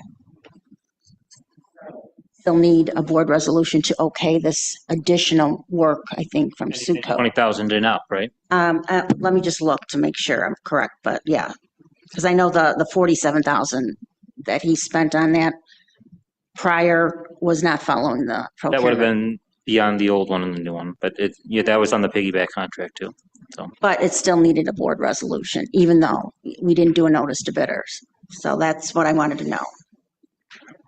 else from council members on this? We do have an amended That was resolution on county the table. bid, that's why. But it still needed a board resolution. Were they done in the past? Yeah. Yes, absolutely. On the past 284 agreements? The town's purchasing and procurement policy states. I mean, on the past 284 agreements, was it done that way? No, this is the second year of my over 7.5 years on the board. Let's call it my 8th year. This is the second time we're doing it. We did one last year. We're doing one now. So we're the only ones that ever did a 284 agreement? We're working on buttoning up procedure, okay. right? Just wondering. Yep, that's correct. Anything else from council members on this item? All right, all in favor of the amended resolution? Aye. Any opposed? Carries.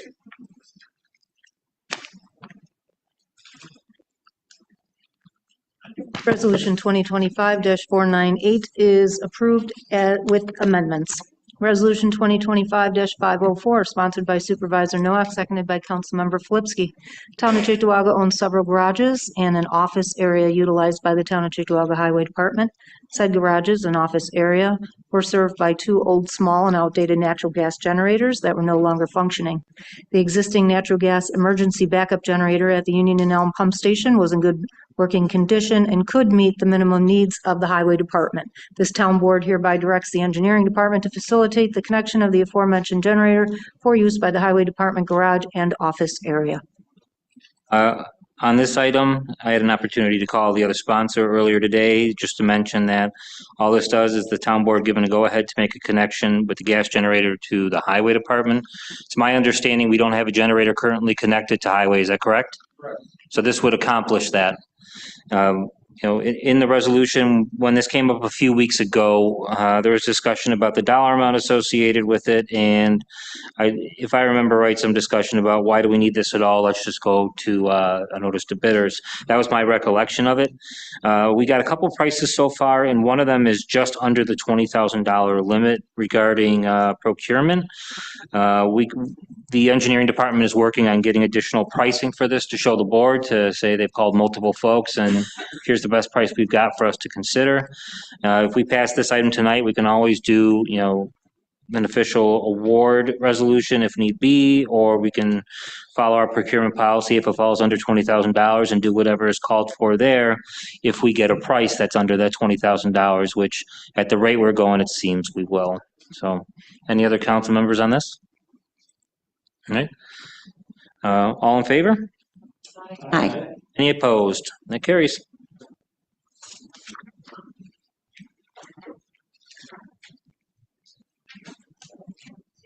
Items, we are moving on to the consent agenda.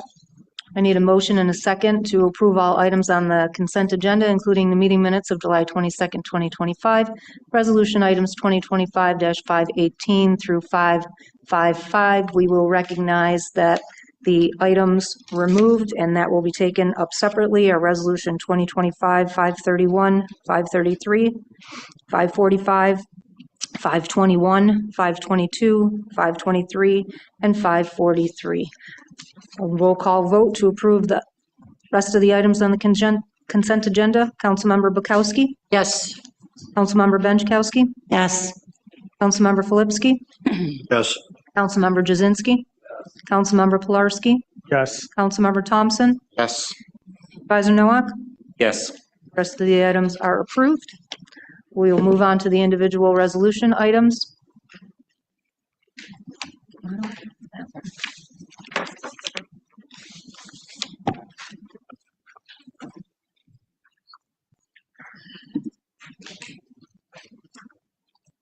Resolution 2025-521, sponsored by Councilmember Benchkowski, seconded by Councilmember Flipsky. Bids were received and publicly opened on August 5th, 2025 for the furnishing of equipment and operators for the mowing of the Full Brothers landfill site in the town of Cheektowaga for calendar years 2025, 2026, and 2027. The contract be awarded to Malcon Enterprises LLC of West Seneca, New York, in the amount of $15,000 per year. Right, on the question, Councilmember Benchkowski. Yes, we put these out to bid because of, I believe, the bid wasn't put out soon enough or something happened with that. But the new bid that was put out recently and is reflecting in this resolution is more than the original bid for the 3 years. So my question is, can we just at least take the bid for this year so as not to hold up cutting for this year and put it out to bid again next year for 26 and 27? Town attorney, can I just ask if that is okay to do that when you put a notice to bidders out and they bid on it? No, understood. The board can do what it wants. The question is whether or not the party that made the bid did that in anticipation of separation by year, or if they did it for the full 3 years. We would have to find out from them unless it's recited in there. I was at the bid opening and it was per cut. So, Pat, do you want to speak on that?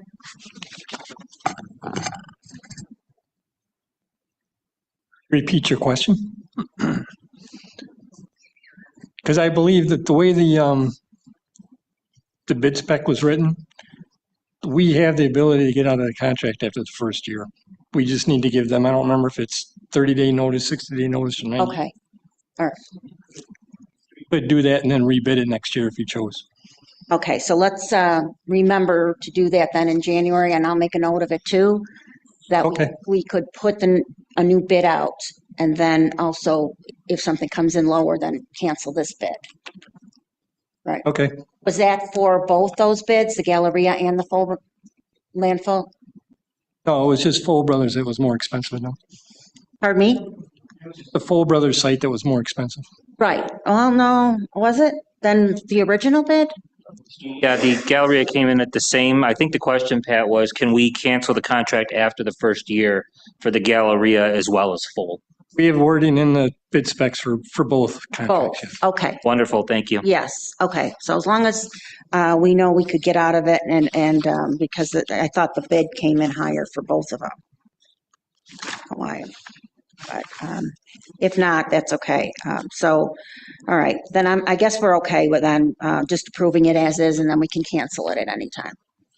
Well, after 30 days. All right, with that, any other questions from council members? Seeing none, hearing none, all in favor? Aye. Any opposed? Any carries? Resolution 2025-521 is approved. Resolution 2025-522, sponsored by Councilmember Benchkowski, seconded by Councilmember Flipsky. Bids are received and publicly opened on August 5th, 2025 for the furnishing of equipment and operators for mowing the 3 Galleria detention basins in the town of Cheektowaga for calendar year 2025, 2026, and 2027. Contract be awarded to Advanced Environmental Resources of Westfield, New York in the amount of $3,500 per cut, with 2 cuts scheduled for the remainder of 2025 for a total cost of $7,000. The 4 cuts that are scheduled per year in 2026 and 2027 at a total cost of $14,000 per year. All right, on the question. All in favor? Aye. Any opposed? It carries.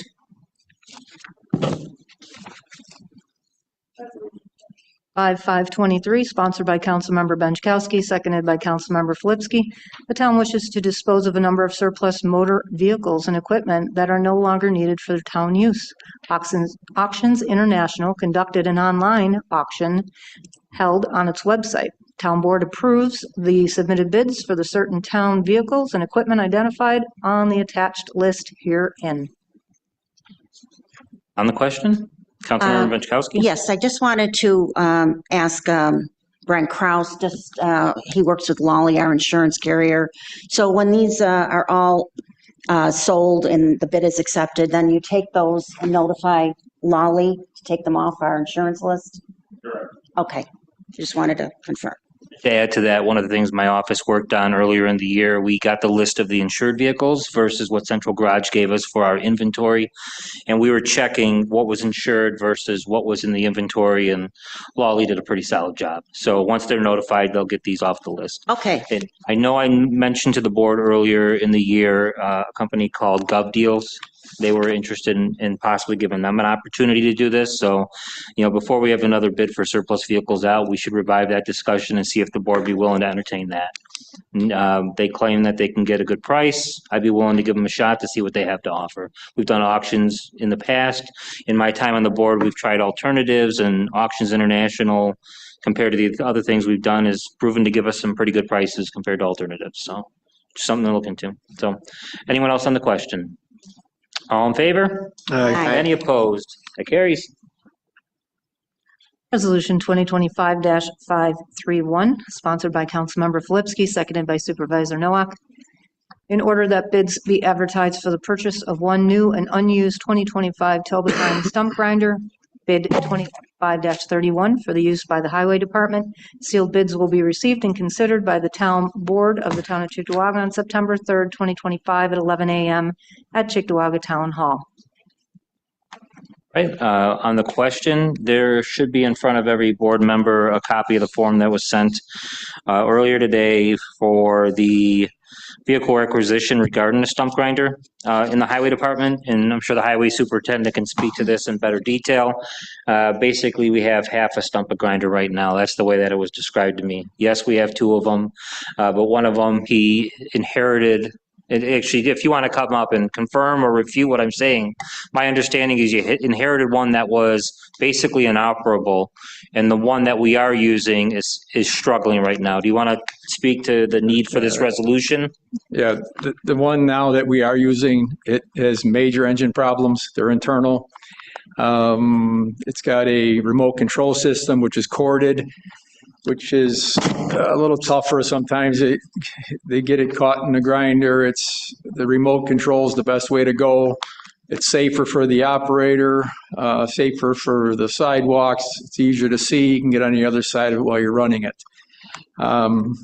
These machines are self-destructing. This is what they do all day. I mean, right now, we've got probably 20, 25 stumps ahead of this to grind. We've got about another 100 trees to take down this year, so those stumps will be needed to be taken down. These are diseased trees. We really do not want to take anything down over this. I know we got the sidewalk issue, and the trees are upsetting the sidewalks. We used to have a plan on where we did a split. I don't know if that's in service anymore, but we need to do something. I mean, a lot of these trees, if you do cut the root system, they survive and some of them don't. So that's the option. But it's tough on the residents here for, getting these citations for stuff that, it's happening from our trees. It's decision we've got to come up with here and how we're going to handle this. But, I'm not for cutting down a healthy tree, because we do need a canopy in this town. So, I mean, we're on a program for this fall for replanting. We've got some money in the planting, so we put that out to bid for trees. But they're going to be shallower rooted, a little more environmentally friendly on our sidewalks. So this is the new plan. The trees we got, the silver maples that were out there, when they bought those, they were a dime a dozen. It was a great deal at the time, but we found out that they were a deep-rooted system, tearing everything up. So this is what we're dealt with, so we just need to handle it somehow. Gotcha. Now, looking at the vehicle form, we're looking to replace the 2007. Is that the one you've been using on the road lately, or you've been using the 99 on the road? I've been using a 99. Okay, I just wanted to confirm because it said inoperable here. and It's like we had a half a stump grinder. Yeah.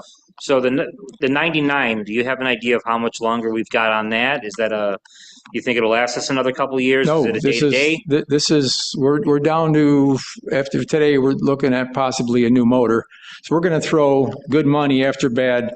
We just bite the bullet. We got a little money in our equipment fund. Let's get a new stump grinder and get rolling here because we got a lot to do to finish this year out. And if it's back in and out of the shop, we're not getting nothing done and we're wasting labor. All right. Councilmember Benchkowski, and then we'll go over to you. Okay, so from your book that you put together, this stump grinder only has 1,295 hours on it. I mean, since I can't tell you what happened to these stump grinders before I got here, but we're really trying to maintain them. We're changing the teeth. You keep them sharp. They cut easier. They cut better. It doesn't beat the machine up. When you're running them dull, it beats the hell out of the machine. So I don't know what was done previous to this, but we changed our ways to make things last. It's equipment that takes a beating, and just. But in the 18 years, you only put 1,295 hours on it. I didn't. Well, we're putting hours on them now. Okay. The department has. We're running them. We're running them hard. We're running them every day when we have them running. So, I mean, how many hours? Like, I've asked about this, and it's like you think about you have a 40-hour work week. I mean, is it fair to say we're probably actually running the stump grinder 2 hours out of a given work day? You got to get to the sites and from the sites, and it's off a fair amount of the time. The actual engine hours are about 10 hours a week, right? That or plus. Okay. I mean, you're towing them. There's metal fatigue on them. We had them break in half. The frames broke. We welded them back together. These things have been patched and put back together, and it's just like throwing good money to bad for what we put into these already. I hear where you're coming from. How many months a year are we using the stump grinders? You're starting in the spring. I mean, we'll even cut in the wintertime if the weather's permittable. If we can find a stump, we're going to cut it. Somewhere between 6 and 9 months, depending on how the seasons are going and what else is going on? I'd say 9 months plus. Okay. Yeah. But not every day. Depends on the weather. Depends what we're doing. If we're working paving, we pull the guys off the stump grinder. We need them on the paving crews. Our crews are short. We look at like the drainage crews. It's 4 guys. Mm-hmm. Well, when we need something over here to take care of this, we pull them from that one. That's why we try to keep these guys diversified, where I can move them around a little bit, and it gets them an education. We're training these guys as we go. It really helps. But the stumps don't always get the same day that you're taking the tree down. No. So once you take the stump grinder out, you may come back a few weeks later, a month later. Yep, depends on to take the stump. So it's not like you're using it every day when you're taking the tree down. Well, we're doing 100. We're behind right now, probably 20 to 30, and we're going to be putting another 100 trees down. So that's going to put us at 120 stumps. Mm-hmm. So. And you get somewhere between 4 to 6 a day, depending on what's going on. Yeah. I know Councilman Jazinski was looking to speak. Yeah, I'm just reading this vehicle equipment requisition form, and it says make and model TBD. Is that stand for to be determined? What was it on? So I'm looking at the form that we all have here. Oh, I don't have the form with me. And it says make and model TBD. Is that to be determined? Size-wise, there was a spec. There's a bid spec. Did you get the bid spec? I think this is the form that he filled out. Yeah. Right? Yeah. Years there, but the make and model. Yep. Yeah. No, they got a couple of different models over there. Carlton's. I don't know what the other one is, but Carlton's what we've been running. What price range are you looking at? They were like $80,000. $80,000 you're looking to purchase. So let me ask you this. You have how many trees that are ready to be ground up, like for the rest of the season, right? We got 100 trees to finish cutting, and it grows every day. We're constantly getting calls. So why haven't you, I'm just asking, why haven't you rented a machine and performed this work in the interim until, my thought is that you would probably get 3 to 5 different prices, right? I mean, there's several different brands, Toro, John Deere, et cetera, right? Yeah. So These are all on state or county bid. So that's how it works. We can pick whichever yeah, I one we mean, I like. just can't blindly Yeah. look at something unless I see the cost of it in the spec sheet, right? So We're putting it out to bid, so we won't know. Yeah, as soon as we get so the I guess- bids, in, we'll know what we got. So we're Right. picking, 3 units and see what we can come up with. Gotcha. And I mean, these machines really get beat up over the years, so it's one of those things where And it's diesel. Maintenance and care is the whole key. And this is where we're at right now. We're doing our maintenance and we actually care about what we're doing. And you have one you're working with now.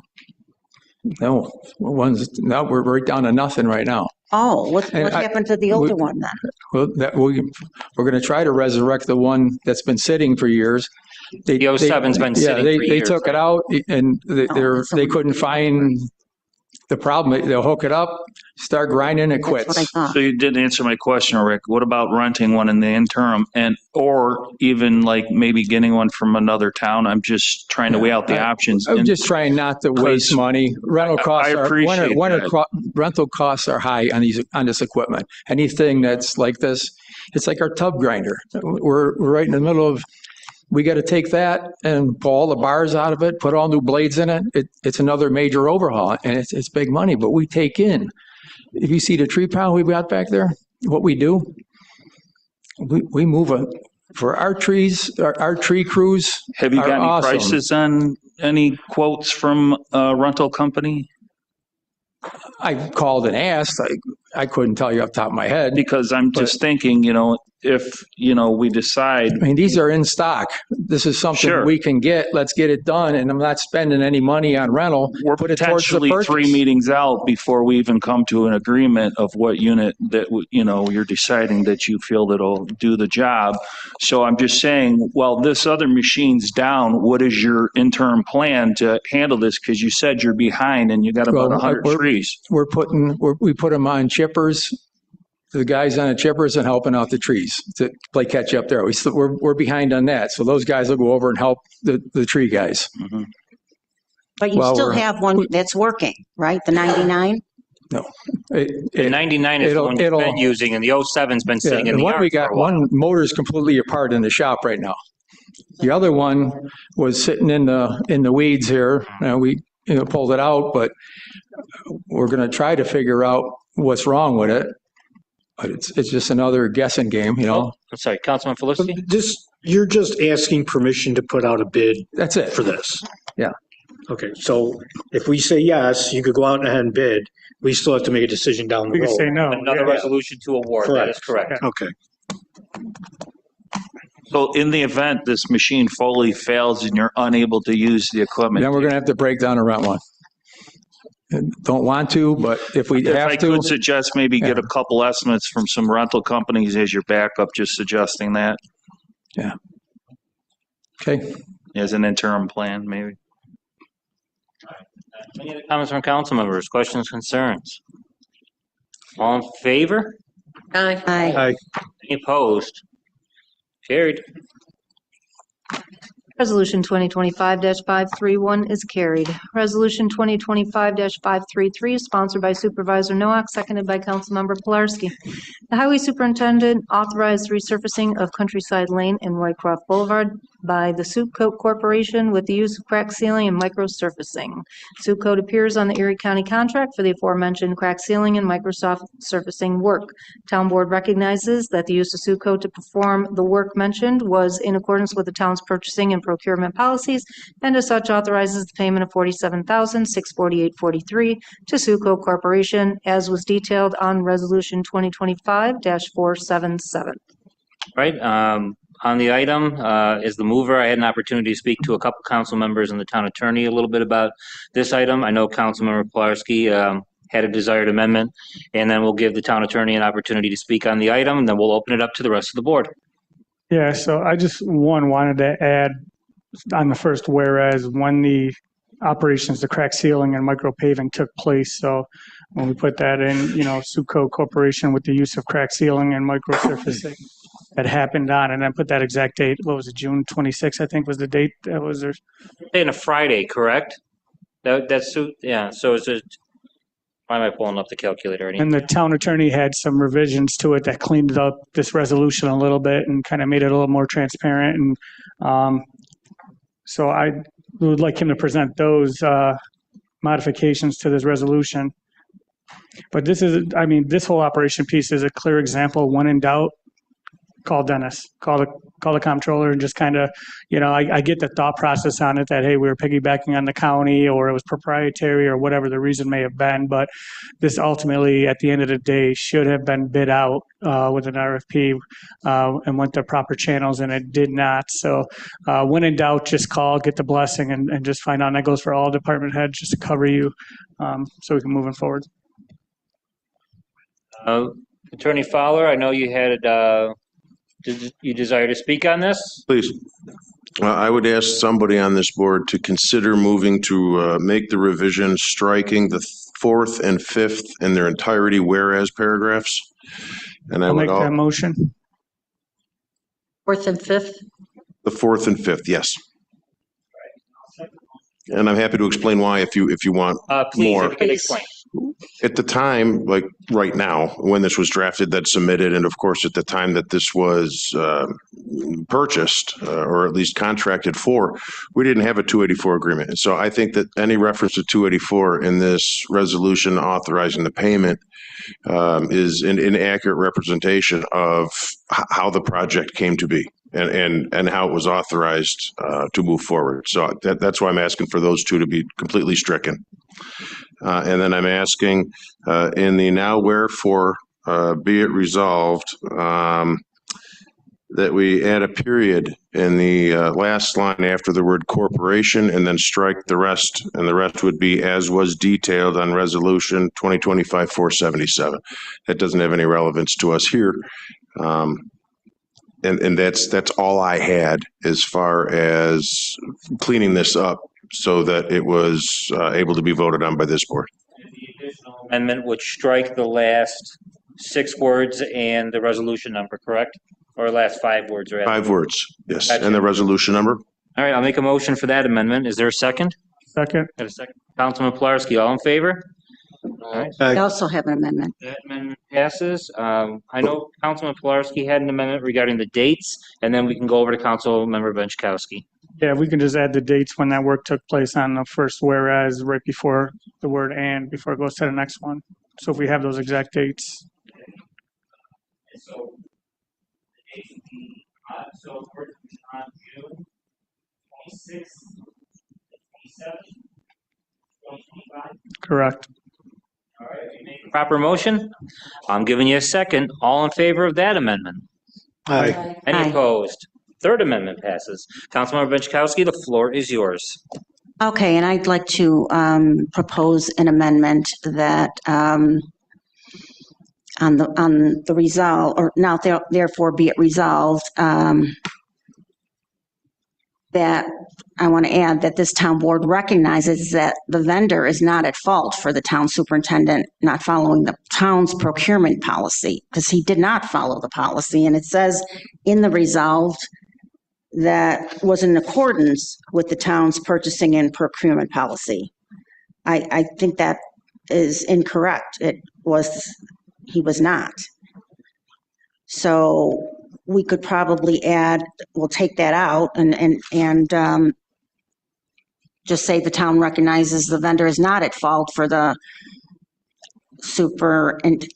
town superintendent's actions by not following the town's purchasing and procurement policy. And that this town board authorizes the payment of $47,648.43 to Suitco Corporation. Get an email from the comptroller stating his view on this matter, so I don't feel a need to call him up because I think we all saw that. We know where he stands. I didn't on see that it one. today. I believe that was last week. Well, no, he wants it paid. Yeah, there's a desire to get this paid, but on the question of, the procurement policy, the amount was reduced from 35,000 to 20. We're talking about an amount of 47,000. I just want to confirm whether it's the town attorney or if the town comptroller desires to speak on it. This Dennis is here. resolved item here about this purchase not being within, the question about it being within purchasing and procurement. Is that a fair characterization to say that this was Dennis, why don't you outside? come up to the podium then? That would help. I can restate the question if need be. The question is, was this purchase within the town's procurement and purchasing policies? Good evening. The breakdown was in the fact of the amount of the invoice was not brought to the resolution as we discussed earlier with Sweet Coat, whatever it is. So yes, that was the breakdown. A resolution should have been brought to the board to approve the amount for the paving. So that is where the breakdown was. As far as doing the bids and everything else through 103 and the county bidding, that was done properly. It was just that the breakdown was it wasn't brought to the attention of the board for the resolution to authorize those services. So to clean this up then a little more, can we just have the last resolve that this town board recognizes that the use of resolve that this town board authorizes the payment, just go straight into that piece and cut out that whole middle piece because it didn't follow really the procurement policy.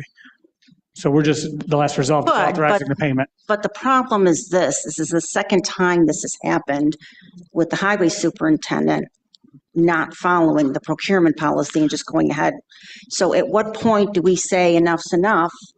That has already been addressed. I've already had several meetings with the highway superintendent and the administrative staff as well. As a matter of fact, I have another meeting with them tomorrow to reemphasize the importance of that. However, going forward, yes, we've pretty much had daily, weekly conversations.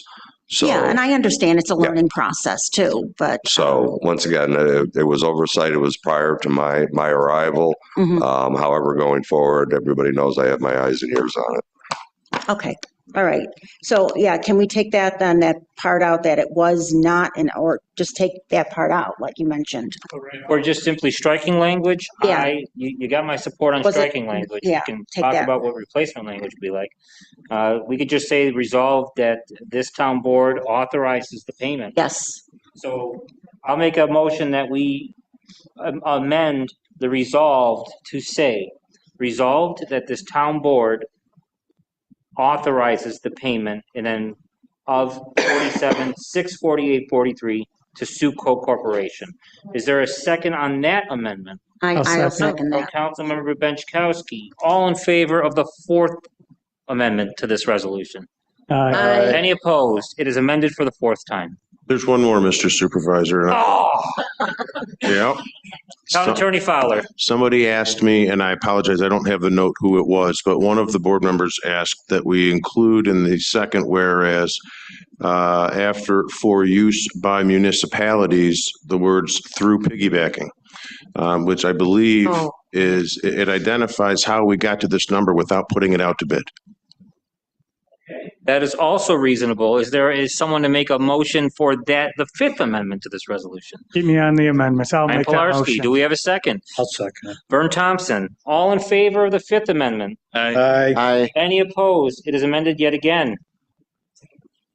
Supervisor, I hate to tell you, but I don't think that we actually did a vote on the very first strike 4 and 5. We had a motion by Councilmember Pilarski and a second by you, but there wasn't an actual vote to strike the fourth and fifth whereas. Can I just get an affirmative on that from the board? So we have that motion in a second. All in favor? Aye. Any opposed? Resolution 2025-533, sponsored by Supervisor Nowak, seconded by Councilmember Pilarski. We will read it so that there is no confusion as to what the final version is. Highway Superintendent authorized the resurfacing Countryside Lane and Roycroft Boulevard by the Suco Corporation with the use of crack sealing and micro surfacing, which took place on June 26th and 27th, 2025. Erie County puts out annual bids for summer construction and maintenance materials, bid 250085-004, for use by municipalities through piggybacking with the county. Piggybacking with the county? You okay with that, Town Attorney? Okay. With instead of within.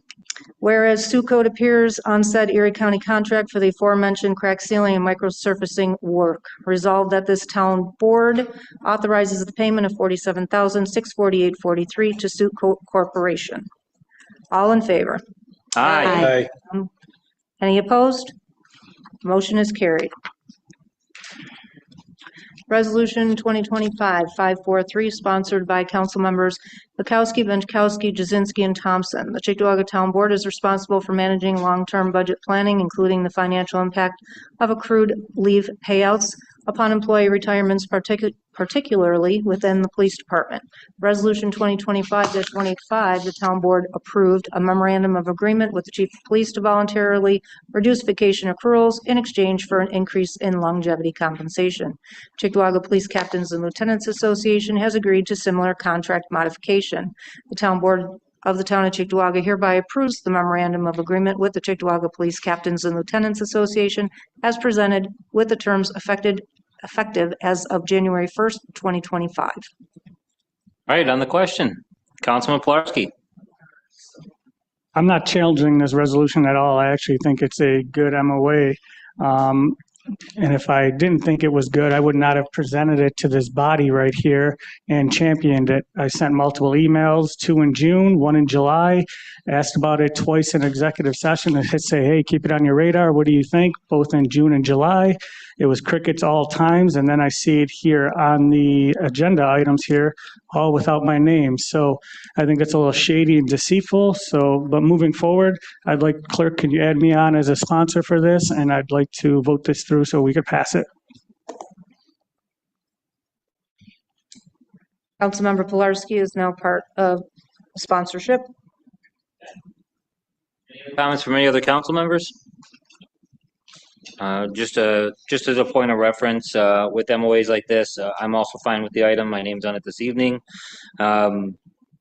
Just to make sure that if there's ideas that are coming up, just to make sure that they're working through the proper channels. I know sometimes these ideas come through my office and at times they don't until near the end of the process. Just I'm asking folks to bring me on early on. So if there's something that the majority of the board wants to do and you guys know the support's there, I see that at my point to help facilitate get that, you know, and if we've got to do some cleanup or get things taken care of at the last minute, I'd rather do that stuff early on rather than have to do that at the last second. So that's all I've got. Any other comments from council members? Good. I'm very sensitive. I've forgotten you too many times this year. All in favor? Aye. I abstain. Oh, I have it recorded. okay. Motion is still carried. Resolution 2025-545, sponsored by Councilmember Pilarski, seconded by Supervisor Nowak. Hourly salary for Stephen Zielinski, currently employed as a tree trimmer in the Highway Department, is adjusted to $30.192 per hour effective July 21st, 2025. Yeah, this is an item that I'd like to ask the mover to support me in polling. It's not that it's something that I don't personally support or I don't think the board should consider. I just think we have to go back to the drawing table to revisit how the resolution's written, make sure that the MOU is signed before we move forward. You know, getting the amended salary for the title of tree trimmer. And then we can have some discussions once this is put back on the calendar for the second meeting in August. So if you agree to poll, I agree to poll, and that would settle this item. I agree. Let's pull it. For separate resolution items, we are on to late files or suspension of rules. I need a motion and a second to waive the rules to include resolution items 2025-556 through 561. Do I have a motion? I'll make that motion. I'll second. All in favor? Aye. Opposed? Roll call vote. Roll call on adding the suspension of rule items. Councilmember Bukowski? Yes. Councilmember Benchkowski? Yes. Councilmember Filipski? Yes. Councilmember Jazinski? No. Councilmember Pilarski? Yes. Councilmember Thompson? Yes. Supervisor Nowak? Yes. If I remember correctly, nothing is passed because we have a no vote. All right. On to communications. Departmental communications include the minutes from the Board of Ethics of July 28th, 2025. General communications received in my office include 28 notices of petitions. All right, that moves us on to the comment period. This is an opportunity for residents to comment on matters involving the town of Cheektowaga. Each speaker may speak only once. Each speaker shall be limited to a maximum of 3 minutes speaking time. All right, let me go get the sheet.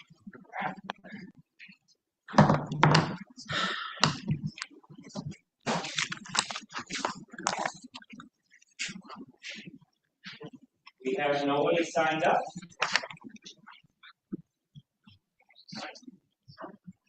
So with that, we're going to move on to supervisors' comments.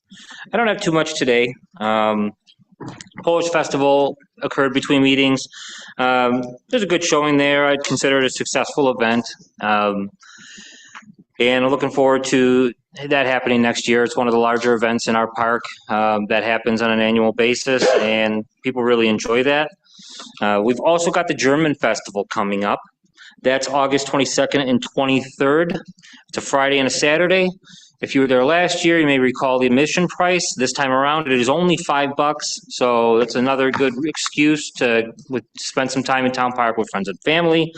And then budget season. We have departmental budgets that have come in. That is moving right along. I've been looking at departmental budgets, and we're going down the road to have a 2026 tentative budget prepared and submitted to this board by our deadline of September 30th. As folks are surely aware, labor costs have gone up, healthcare costs are going up significantly. There have been stories in the news about that. Materials costs are up, and it's a hard thing to balance those rising costs with the needs for a town with aging infrastructure and long-standing contracts. So we're going to do our best as a board to maintain services for our residents and control costs. And, with getting out of that budget, if there's a desire from this town board for budget discussions, much like we did last year, I'd be happy to help arrange to do those again. I just want to make sure we do it in a way that is productive for our department heads and maybe structured a little bit better. If we have some specific questions in advance, get those to our department heads, and do what we can to make that a useful process so our board understands the budget better, and we do everything we can to support our department heads in the mission they have to make the town of Cheektowaga a successful place and get the work of the people done. So council member comments. I'd start with Mr. Pilarski and we'll sweep over. So we had 0 items go up from the late files here, and it's kind of disturbing and sad because most of them were paving projects and other capital projects to happen. And yet we sit up here and tell the highway superintendent, we're not going to have time to do all these projects. Well, now we are losing more time. So we're losing another 2 weeks here. By then, summer will be over. We'll be at the end of August. Maybe we can get a street in or two, this year. I don't know. In addition to that, one of the other items that were on the late files was a Board of Ethics appointee, which I'm all for. I don't want to say no to anybody wanting to serve and volunteer for a board. But I presented a resolution 2 weeks ago, maybe 4 weeks ago, for a Board of Ethics nomination, and it was shot down for the reasons of there was no interviews. We didn't interview that person. Well, we got another one here, and to my knowledge, there was no interviews. Matter of fact, we actually have probably 3 or 4 people sitting in the queue hoping to get on the Board of Ethics. Now, I can care less who's sitting in those seats, because it's a balance of parties on that, so it's not political. There's got to be a certain amount of seats there for each party with a maximum. Right now, as we speak, there's not even enough for a quorum. There's 2 members on that Board of Ethics. A term expired August 1st, which by the looks of that resolution, this appointee would have filled that seat there, making a quorum. So as of right now, there's no quorum, there's no Board of Ethics. Also with that resolution, so I hope it's cleaned up when it's presented the next time, there's 2 seats that expired before that August 1st one. So shouldn't we fill those ones first, those terms with the seats? So I'm hoping we can sit down and figure this out. And what's even more disturbing, like the last resolution with the captains and lieutenants MOA, I oversee Board of Ethics. And yet, again, my name's not on this resolution. I'm not part of the process. There was no interviews. There's no process. So hopefully we can figure this out, stop being deceitful and sneaky about it. But I'm also for this person to be on the Board of Ethics. But same rules for everybody. If we're going to interview one, we interview them all. If we're just going to appoint, then we just appoint. All right, thank you, Councilman. Moving down, Councilman Jazinski. I think it's fair to say that we want to do these infrastructure projects. We want to get people appointed to positions, but we also have procurement processes that are still not being followed. So we talk about fiscal accountability, which is, we want to be able to spend the tax dollars as best as we can and utilize it. And I do appreciate that the highway superintendent was looking into that, how to best spend the dollars he has. But we also have policies and procedures in place that aren't currently being followed. So in order to get this right, I think we have to get our policies and make sure we're following the procurement process. And and I'd be more than willing to have a special meeting for the ethics board to appoint somebody to that board. So it's really not a shot at that person. It's just, unfortunately, when things come in under suspension of rules, it's kind of tough to really understand what's going on because it all comes in at the last minute. So to me, it's a lot to metabolize and figure out and decide what, I feel, or maybe even the rest of the board can feel that it's best for this town. So, but as far as the ethics board, I'd be okay with maybe having a special meeting for that. So this isn't held up. Yeah. What do we think about doing Thursday, Friday? Why don't I send an email out? We'll find a time and we can have a special board meeting. Can I just add my 2 cents? Are you finished, Councilman? We'll move on. Yes, sir. All right, Councilmember Reshkowski, you're up. You had forwarded us a copy of an email you received from Dave Sedlak that he wanted to get reappointed. Correct. So he's a holdover then. So he's still on there. So we have a quorum then? Okay. Yeah. So we don't have to. We can wait the 2 weeks. And I don't think they're meeting anyway. They should have everything. They are. We just met. Oh, And, okay. Yeah. Before the August 1st deadline, but he's still on. Okay, if he's a holdover, then there's a quorum. That's what they did with the other But candidate. we still have 2 vacant seats that also need to be Yes, filled, and I we've agree. got probably 5 candidates interested in it. 2 that, showed interest prior to this past week, and then Dave and another one, a prior BOE member interested again, which I forwarded those today. Anything else, Councilmember Benchkowski, for comments, and we'll move on to Councilmember Thompson. Yes, regarding the budget, if you could forward, I think a few department heads have forwarded us their proposed budget that they're asking, which is nice, because then we can review it ahead of time. I don't know if we have them all, but if you could. They're all in, so we can. So my office can. We have work on about that. 5 or 6, I think. I would directly from the I would department head. guarantee, because of the instructives that were given to department heads, that every board member does not have every departmental budget, that we have different portions. If you're a chair or a second on committee, you're almost certain to have those. Some department heads did send them to the whole board, but if they sent them only to their committee chairs and seconds, that was totally right and proper within the directives provided to them. But we can work on getting the rest over to board members. Okay, that's all I asked. Thank you. Councilmember Thompson, I'm sorry, you all set? Good, actually. Thank you, sir. Councilmember Bukowski. Yes, summer is certainly flying by now. Just want to remind everybody that those that utilize the town park, Maryvale and Dingens pools, they're coming to a close August 11th through the 15th, which is this week. From 12:30 to 6 are going to be the hours to operate. Friday, August 15th at 6 p.m. Closes, and then Town Park is closing for the season this Friday. Maryvale and Dingens are going to be open on Saturday and Sunday, and officially closing the season on Sunday, the 17th at 5:30. And coming up also for Youth and Rec is the watch for the brochure coming out for a fall schedule of events that are coming up. So there's going to be swimming lessons, ice skating, hockey, youth sports, and special events. I got nothing. Nothing? Okay. All right, with that, I'm going to make a motion to enter executive session to discuss pending litigation and the discipline of a particular person.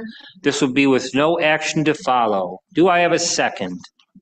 Second from Councilmember Bukowski. All in favor? Aye. Anyone opposed?